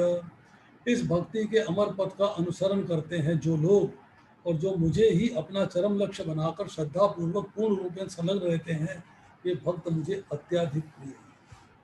कौन मुझे सबसे ज्यादा प्रिय है, ये चर्चा हो रही है। श्रद्धा की आवश्यकता बिगिनिंग में आती है, साधना की बिगिनिंग में श्रद्धा, साधु संग, भजन, क्रिया, अनर्थ निवृत्ति, श्रद्धा की जो है बात सबसे अलग है। ये जब एक बार आप श्रद्धा को प्राप्त करके आप भगवान की भक्ति में आ गए, तब आपको वो श्रद्धा जो है अटूट निष्ठा में बदल जाती है। अब वो फिक्स हो गई, अटूट है, उसको बदल नहीं सकते। और जब आप बुद्धि का प्रयोग करते हैं, विवेक का इस्तेमाल करते हैं, डिस्क्रिमिनेट करते हैं, तब भक्ति के साधन में तेजी आ जाती है। Yes, now I have to perform like this. तो श्रद्धा से ज्ञान प्राप्त करने में सहायता होती है, और श्रद्धा और विवेक जब मिल जाता है, भक्ति और ज्ञान दोनों मिल जाते हैं, तो भगवान की प्राप्ति होती है। अब यहाँ पे जो है भक्त के 39 लक्षणों की चर्चा हुई है। 5 प्रकरण थे, सारे धर्म से उत्प्रोत हैं। तो अगर इनका पालन करते हैं तो व्यक्ति जो है मृत्यु के पंजे से छूट जाता है। इन लक्षणों का प्रेम पूर्वक निष्काम श्रद्धा भाव से सदा पालन करना, ये अपने जीवन में उतारना, ये एसेंशियल है। अब जो साधक भक्ति के अमर पथ का अनुसरण करने वाला भक्त है, अनुसरण कर रहा है, सिद्ध नहीं हुआ, दो बातों में फर्क आ गया। अभी वो प्रैक्टिस कर रहा है, प्रोग्रेस कर रहा है, सिद्ध नहीं हुआ है। साधक है, अत्यंत प्रिय है, सिद्ध जो है वो भी प्रिय है। साधक अत्यंत प्रिय है और जो सिद्ध है वो भी प्रिय है। भगवान क्या कहते हैं कि सिद्ध भक्तों को तो तत्व का अनुभव हो चुका, मेरे बारे में सब कुछ जानते हैं, मेरे बारे में सारा ज्ञान रखते हैं, उन्हें तत्व का अनुभव हो चुका है। तो सिद्ध भक्त जो है मेरे बड़े पुत्र के समान, एल्डर चाइल्ड। अब सिद्ध भक्त को मैं कई बार अपने दर्शन भी दे देता हूँ और वो इससे प्रसन्न भी होते हैं। तो मैं समझता हूँ मैंने ऋण चुकता कर दिया, जो मेरी भक्ति कर रहे थे, मेरी सेवा कर रहे थे, मेरे लिए कार्य कर रहे थे, मैंने ऋण चुकता कर दिया, हो गया। पर एक है साधक जो अभी प्रैक्टिस कर रहा है, मुझे अति प्रिय है, तो साधना कर रहा है, प्रैक्टिस। हम लोग प्रैक्टिसिंग कृष्णा कॉन्शियसनेस है, हम लोग अभी सिद्ध नहीं हुए, हम लोग प्रैक्टिस कर रहे हैं। तो अभी मेरे को जो है भगवत प्राप्ति नहीं हुई है, परंतु श्रद्धा पूर्वक भगवान के प्रति लगा हुआ हूं। मेरी श्रद्धा भगवान के अंदर है, श्रद्धा पूर्वक मैं भगवान के अंदर लगा हुआ हूं। तो ऐसा साधक जो है, जो साधना कर रहा है, भगवान के छोटे पुत्र के समान है। तो भगवान को ज़्यादा छोटा पुत्र, व्यक्ति को भी भौतिक संसार में भी ज़्यादा प्रिय छोटा पुत्र होता है। इसी तरह भगवान को भी छोटा पुत्र अति प्रिय है, बहुत ज़्यादा प्रिय है। कि साधक को तो मैंने अभी दर्शन भी नहीं दिए, मैंने उसके लिए कुछ किया भी नहीं, फिर भी मेरे आश्रित होकर भक्ति कर रहा है। अपने को भगवान उसका ऋणी मानते हैं, उसका उद्धार मानते हैं। यस, मैं उसका ऋणी हूँ, वो मेरा, उसका उद्धार मेरे पे है और मुझे उसका उद्धार करना है। अब यहाँ चर्चा आई सेटिस्फैक्शन की, संतोष की। तो कौन सी ऐसी 3 वस्तुएं हैं जिनसे हमें सेटिस्फाइड रहना चाहिए, और कौन सी ऐसी 3 वस्तुएं हैं जिनसे हमें सेटिस्फाइड नहीं होना चाहिए। तो भागवत के, श्रीमद् भागवत के 11वें स्कंद के 7वें अध्याय के 45वें श्लोक में चर्चा आती है 3 चीजें जिनसे कि हमें संतुष्ट रहना चाहिए। पहली क्या है? पत्नी, जैसी भी हो उससे संतुष्ट रहना चाहिए, उसको भगवत प्राप्ति के मार्ग पे आगे लगाना चाहिए, हमारी इच्छा होनी चाहिए, हमारी कोशिश होनी चाहिए। उसके बाद प्रसाद, कि जैसा भी प्रसाद मेरे भाग्य में है, जैसा भी मुझे मिल रहा है, मुझे उससे संतुष्ट रहना चाहिए। और धन, जो मुझे सुख सुविधा उपलब्ध है, जो मेरे पास धन है, जो लक्ष्मी है, उससे मुझे सेटिस्फाइड रहना चाहिए। दूसरे की तिजोरी नहीं देखनी चाहिए, अपने पास जो है उससे सेटिस्फाइड रहना चाहिए। अब 3 चीजें ऐसी हैं जिससे सेटिस्फाइड नहीं होना चाहिए। वो 3 चीजें क्या हैं? शास्त्र का अध्ययन, स्क्रिप्चुरल स्टडी, स्वाध्याय, और ज्ञान प्राप्त हो। और जितना ज्ञान प्राप्त हो जाएगा शुद्धि होती जाएगी, जितना ज्ञान प्राप्त होता जाएगा हृदय शुद्धि होती जाएगी। दूसरा है जप, चैंटिंग, जितनी ज़्यादा से ज़्यादा कर सकूं उतनी अच्छी है, उससे मुझे संतोष नहीं होना चाहिए।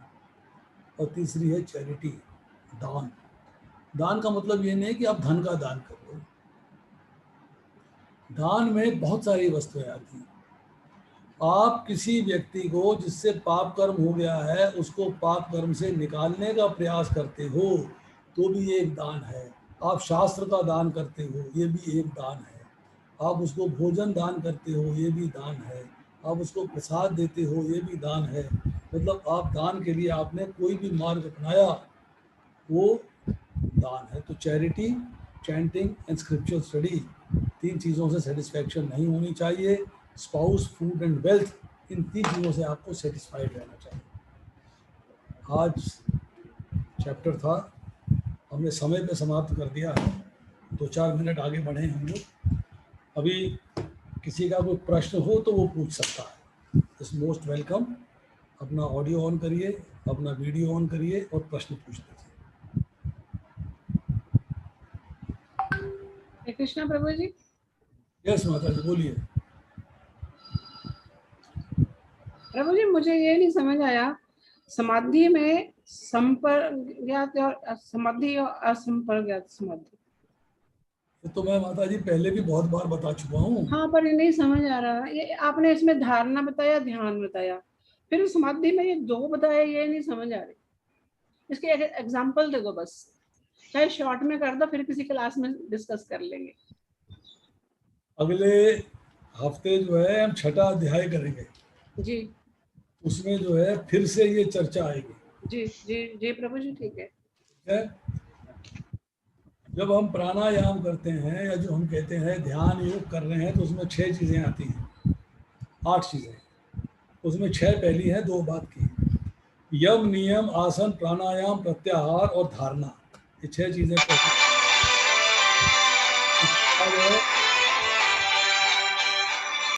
ध्यान और समाधि। जी, और फोन बंद कर दीजिए अपना।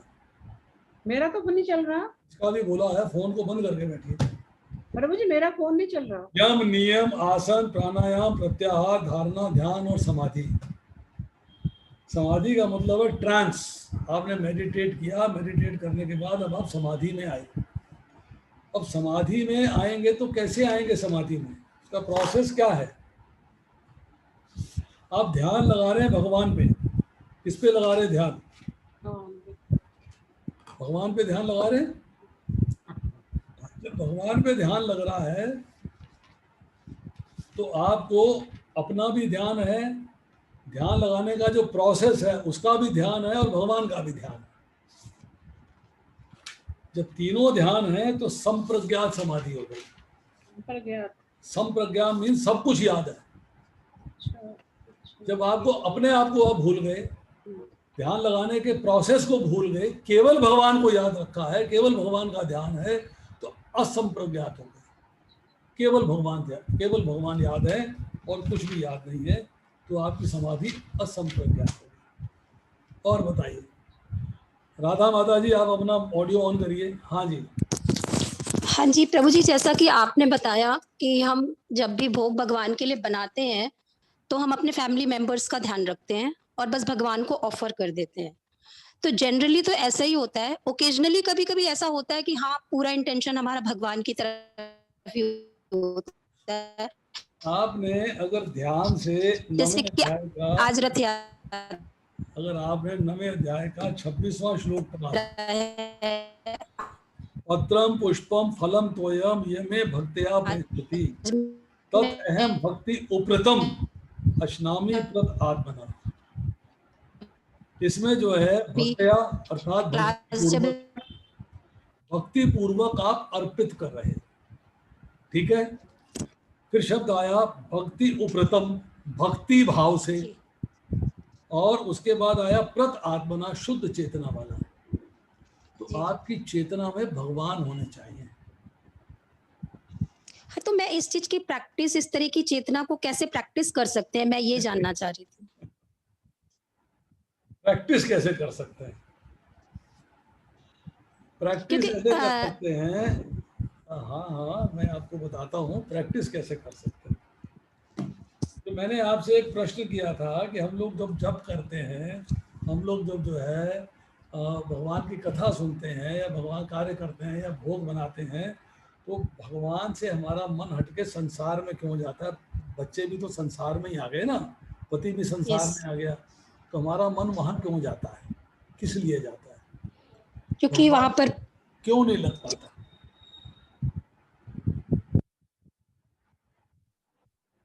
प्रैक्टिस करना है ना, भगवान में क्यों नहीं लग पाता?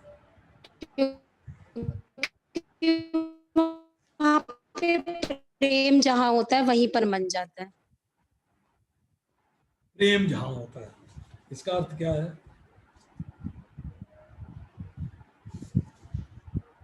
प्रेम जहाँ होता है वहीं मन जाता है, जहाँ प्रियता होती है।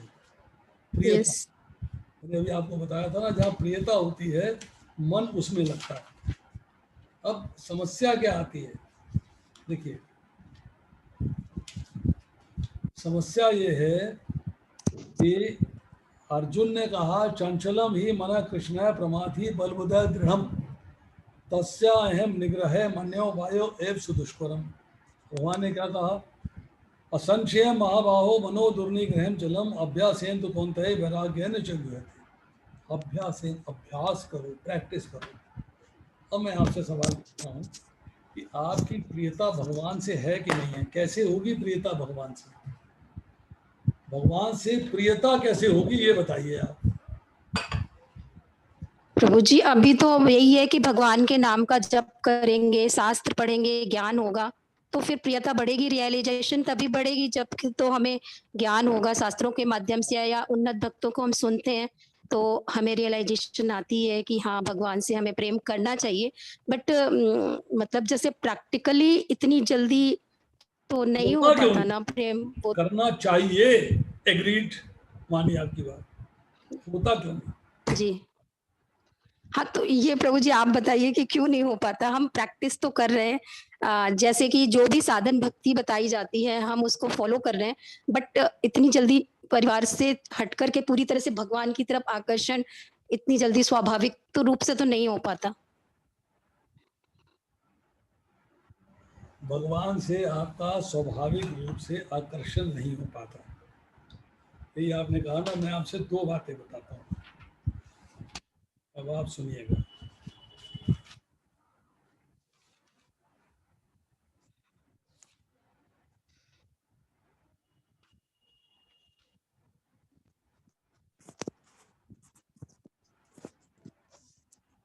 हे कृष्ण, हे परम योगी, मैं किस तरह आपका निरंतर चिंतन करूं। 10वां अध्याय 17वां श्लोक। आपको कैसे जानूं हे भगवान, आपका स्मरण किन किन रूपों में किया जा सकता है। तो भगवान इसके बाद अपने वैभवयुक्त रूपों का वर्णन करते हैं, अपनी विभूतियां बताते हैं, जो भगवान ने अपनी ऐश्वर्य बताए कि जिधर देखो उधर सब जो दिखाई दे समझो मैं हूं, उसको समझो मैं हूं। मेरी शक्तियां असीम हैं, मेरी विभूतियां भी अनंत हैं, असीम हैं। अब देखिए, जी अब हम दूसरे लेवल पे आते हैं। आपकी कितनी संतान है बताइए। मेरी हाँ जी। जी 2 बच्चे हैं मेरे। छोटा कितना बड़ा है? जी छोटा बच्चा कितना बड़ा है? जी मेरी छोटी वाली बेटी कॉलेज जाती है, और बीएससी कर रही है। जब वो छोटी थी, 6 महीने हम्म, की, 8 महीने की, जब पालकी थी, 3 महीने की, 4 महीने की, 6 महीने की, 8 महीने की, आपने उसे चारपाई पे डाला, दूध की बोतल यस दे दी, सो जा, जी नहीं सो रही है, जाग रही है, पर आपको किचन का काम करना है, खाना बनाना है। यस आप छौंक लगा रही हैं, आटा गूंद रही हैं, चपाती बेल रही हैं, बर्तन साफ कर रही हैं, तो आपका ध्यान छौंक में रहता है कि बच्ची में रहता है?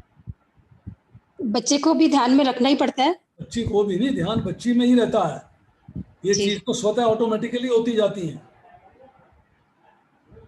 जब एक व्यक्ति गाड़ी चलाता है, शुरू शुरू में स्टेयरिंग यहाँ है, ये गियर यहाँ है, ये ब्रेक यहाँ है, ध्यान रखता है।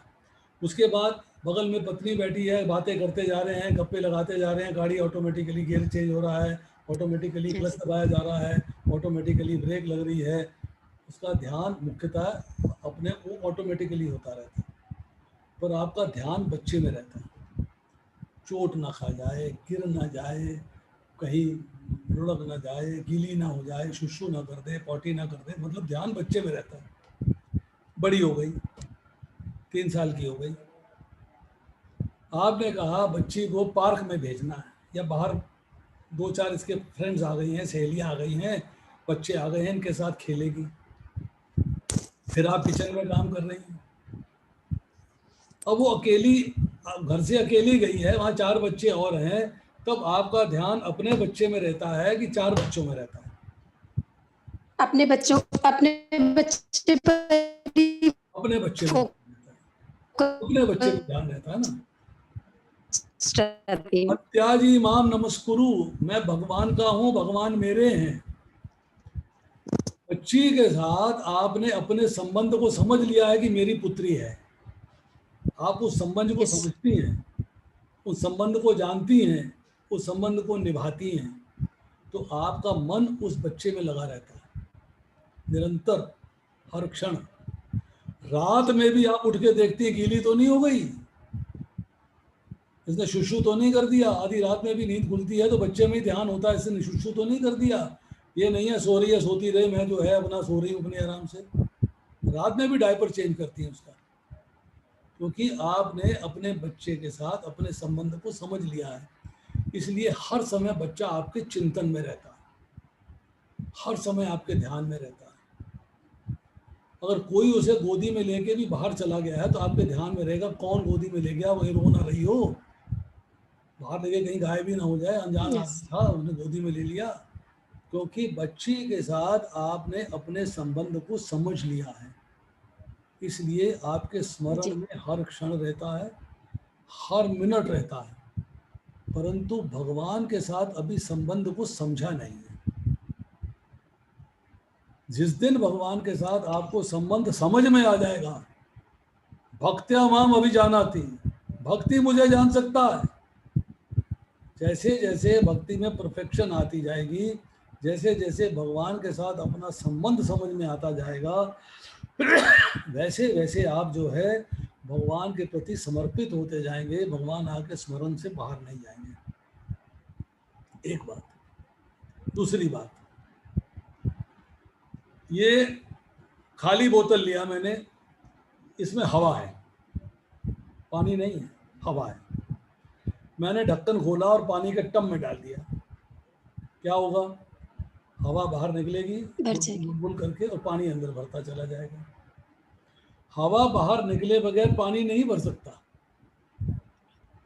आप अपने हृदय में, अपने मन में जो कलुषित है, जो गंदगी से भरा हुआ है, जिसमें दुनिया भर के उल्टे सीधे विचार भरे हुए हैं, जिसमें अड़ंग बड़ंग बहुत सारी चीजें भरी हुई हैं, उनमें से आप उसको निकालेंगे तभी तो भगवान बैठेंगे वहां पर, तभी तो वहां पे आपको जो है भक्ति पहुंचेगी। तो वो विचार आपके निकलते हैं, जैसे कि हवा निकलती है पानी की बोतल से बाहर, तो पानी भरता जाता है। वो विचार जब आप जप करेंगे, कथा पढ़ेंगे, ये पढ़ेंगे, वो पढ़ेंगे, मन भटकेगा, आपका विचार मन में आएंगे, वो निकलते जाएंगे, निकलते जाएंगे, निकलते जाएंगे, तब आपके अंदर ज्ञान आता जाएगा, कथा आती जाएगी, जप आता जाएगा, भगवान का स्मरण आता जाएगा। प्रभुपाद जी क्या लिखते हैं कि जब आप भगवान के नाम का जप करते हो तो आपके आंसू बहने चाहिए, अश्रु बहने चाहिए। जब हम यहाँ चर्चा करते हैं पत्रम पुष्पम फलम त्वयम, इसकी चर्चा करते हैं, तो भगवान को कौन से पत्ते अर्पित करने चाहिए? 15वें अध्याय के 11वें श्लोक में जो है कहा गया है कि जैसे भौतिक संसार के अंदर जो है अश्वत्थ पेड़ के ऊपर पत्ते हैं जो कि वेदों के समान हैं, तो वेदों की ऋचाएं, वेदों के पत्ते अर्थात भगवान से जो आपने ज्ञान प्राप्त किया है वो ज्ञान प्राप्त करिए, ज्ञान के अनुसार भगवान की सेवा करिए। तो आपने भगवान को तुलसी दे दिया है, पालक दे दिया है, सरसों दे दिया है, धनिया दे दिया है, पुदीना दे दिया है और पत्ते दे दिए हैं, वो तो भगवान को भोग में अर्पित कर दिए। ये भगवान को अर्पित करिए, इससे भगवान प्रसन्न होते हैं कि आप जो है शास्त्र पढ़ रहे हैं, भागवतम पढ़ रहे हैं, आप भगवद गीता पढ़ रहे हैं, आप चैतन्य चरितामृत पढ़ रहे हैं, भगवान के नाम रूप गुण लीला धाम का वर्णन कर रहे हैं, उसका स्वाध्याय कर रहे हैं, उसको पढ़ रहे हैं। वो जो है पत्र आप भगवान को अर्पित कर रहे हैं, पुष्प भगवान को अर्पित करने हैं। उसमें भी पुष्पों की चर्चा आई है, कौन कौन से पुष्प अर्पित करने हैं। आप कमल दे देते हो, आप गुलाब दे देते हो, आप गेंदा दे देते हो, गुलदाउदी दे देते हो, आप मोगरा दे देते हो, अब पुष्प देते हो, परंतु आपको संतुष्टि का पुष्प देना है, संतोष का पुष्प देना है, अहिंसा का पुष्प देना है। इस तरह 8 पुष्पों की चर्चा हुई है शास्त्र में, ये आपने भगवान को अर्पित करना है।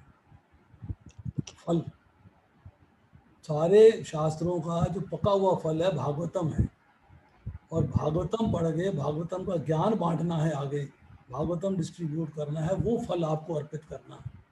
तो वो फल आपको भगवान को देना चाहिए। केला, संतरा, सेब, अनार, मौसमी खिला दिया, ये तो ठीक है, ओके। और जलम मतलब तोयम, तोयम क्या है?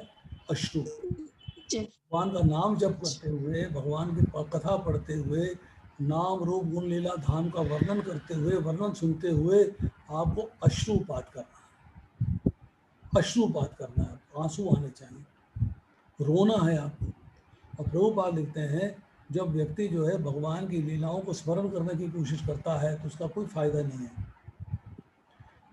आपका जब ऐसा होना चाहिए कि लीला अपने आप स्मरण हो, अपने आप। शुरू में हम लोग भगवान के कैलेंडर के सामने बैठ जाते हैं, भगवान की किताब खोल लेते हैं, लीला स्मरण करते रहते हैं, वो बिगिनिंग की बात है। और जब एडवांस्ड भक्त हो जाता है तो भगवान के नाम रूप गुण लीला धाम का वर्णन करते हुए, उनकी जो है चर्चा करते हुए, भगवान के नाम का जप करते हुए लीला का स्मरण ऑटोमेटिकली आता है, वीडियो की तरह चलता है आपके सामने। तो जब तक भगवान के साथ अपना संबंध नहीं समझ लेंगे, भगवान के साथ संबंध को जान नहीं लेंगे, तब तक जो है आप चिंतन में भगवान हमेशा नहीं रहेंगे। भगवान ने कहा मन मना, मन मना का मतलब है तेरे मन के अंदर मेरा हर समय उपस्थित रहना जरूरी है, एक क्षण के लिए भी मेरा विस्मरण तुझे असहनीय हो, इनटॉलरेबल हो, वो स्थिति लेके आनी है। और बताइए माता जी प्रभु जी, बहुत अच्छा, आपने बहुत अच्छे से क्लियर किया और मैं कोशिश करूंगी, पूरा प्रयास करूंगी कि मैं इस तरह से प्रैक्टिस करूं। और भक्ति में प्रगति करूं। आपका बहुत बहुत धन्यवाद। और कोई? Anyone else? Any question?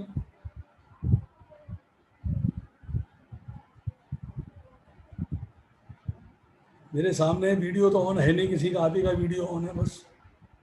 बाकी सबने तो नाम लिखे हुए हैं अपने, तो मैं नाम से ही बुला लेता हूँ। प्रीति जी का कोई सवाल हो, रमा जी का सवाल हो, मंजू जी का हो, कोमल का हो, आशा अग्रवाल का सवाल हो, मालती देवी का सवाल हो, रतिकेली देवी दासी, किसी का भी सवाल हो अपना सवाल करिए आप। कीर्ति का सवाल हो, सत्यप्रिय देवी दासी, अल्पना, कोई भी सवाल करना चाहे। और हम 5-7 मिनट आपके साथ हैं, फिर भगवत इच्छा होगी तो दोबारा कभी आएंगे।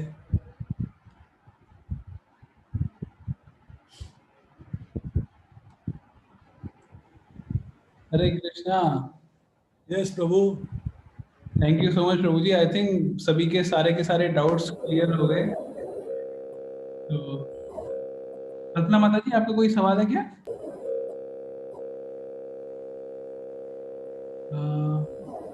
आई थिंक ओके, वो ऐसे ही अनम्यूट हो गए होंगे। ओके, तो अभी किसी का कोई प्रश्न नहीं है तो फिर ओके। तो थैंक यू सो मच प्रभु जी, बहुत डिटेल में और बहुत ही इम्पोर्टेंट चैप्टर को आपने बहुत अच्छे से समझाया। हम सभी लोग प्रॉपर नोट्स बना के उसको सुन रहे थे। और माता जी का, राधा जी माता जी का भी जो सवाल था, कई बार हमको लगता है बड़ा बेसिक सा सवाल है, लेकिन उसको उस गहराई में समझना बहुत ज़रूरी था। और आपने वो एग्जाम्पल से बहुत ही अच्छे से समझाया कि किस प्रकार से ना हम, बच्चा अगर बेड पे सो रहा है, छोटा बच्चा, लेकिन फिर भी ना हम किचन में काम कर रहे हैं, सारे काम कर रहे हैं, लेकिन दिमाग हमारा वहाँ पर है। उस प्रकार से हमको कृष्ण भगवान से भी प्रेम डेवलप करना चाहिए। So thank you so much प्रभु जी। और हम आपसे ये रिक्वेस्ट भी करेंगे कि ना फ्यूचर में भी जब कोई प्रोग्राम हो तो उस समय ना आप टाइम निकाल के क्लासेस ले लीजिएगा। संख्या 12, अध्याय का नाम। ठीक है प्रभु जी, तो फिर अभी हम लोग सेशन को क्लोज करते हैं। थैंक यू प्रभु, thank you. Hare Krishna to all. Hare Krishna. Hare Krishna. Thank you so much प्रभु। हरे कृष्ण। आपने मुझे मौका दिया बोलने के लिए, मैं बोला, आपने सुना, मैं धन्यवाद करता हूँ। हरे कृष्णा।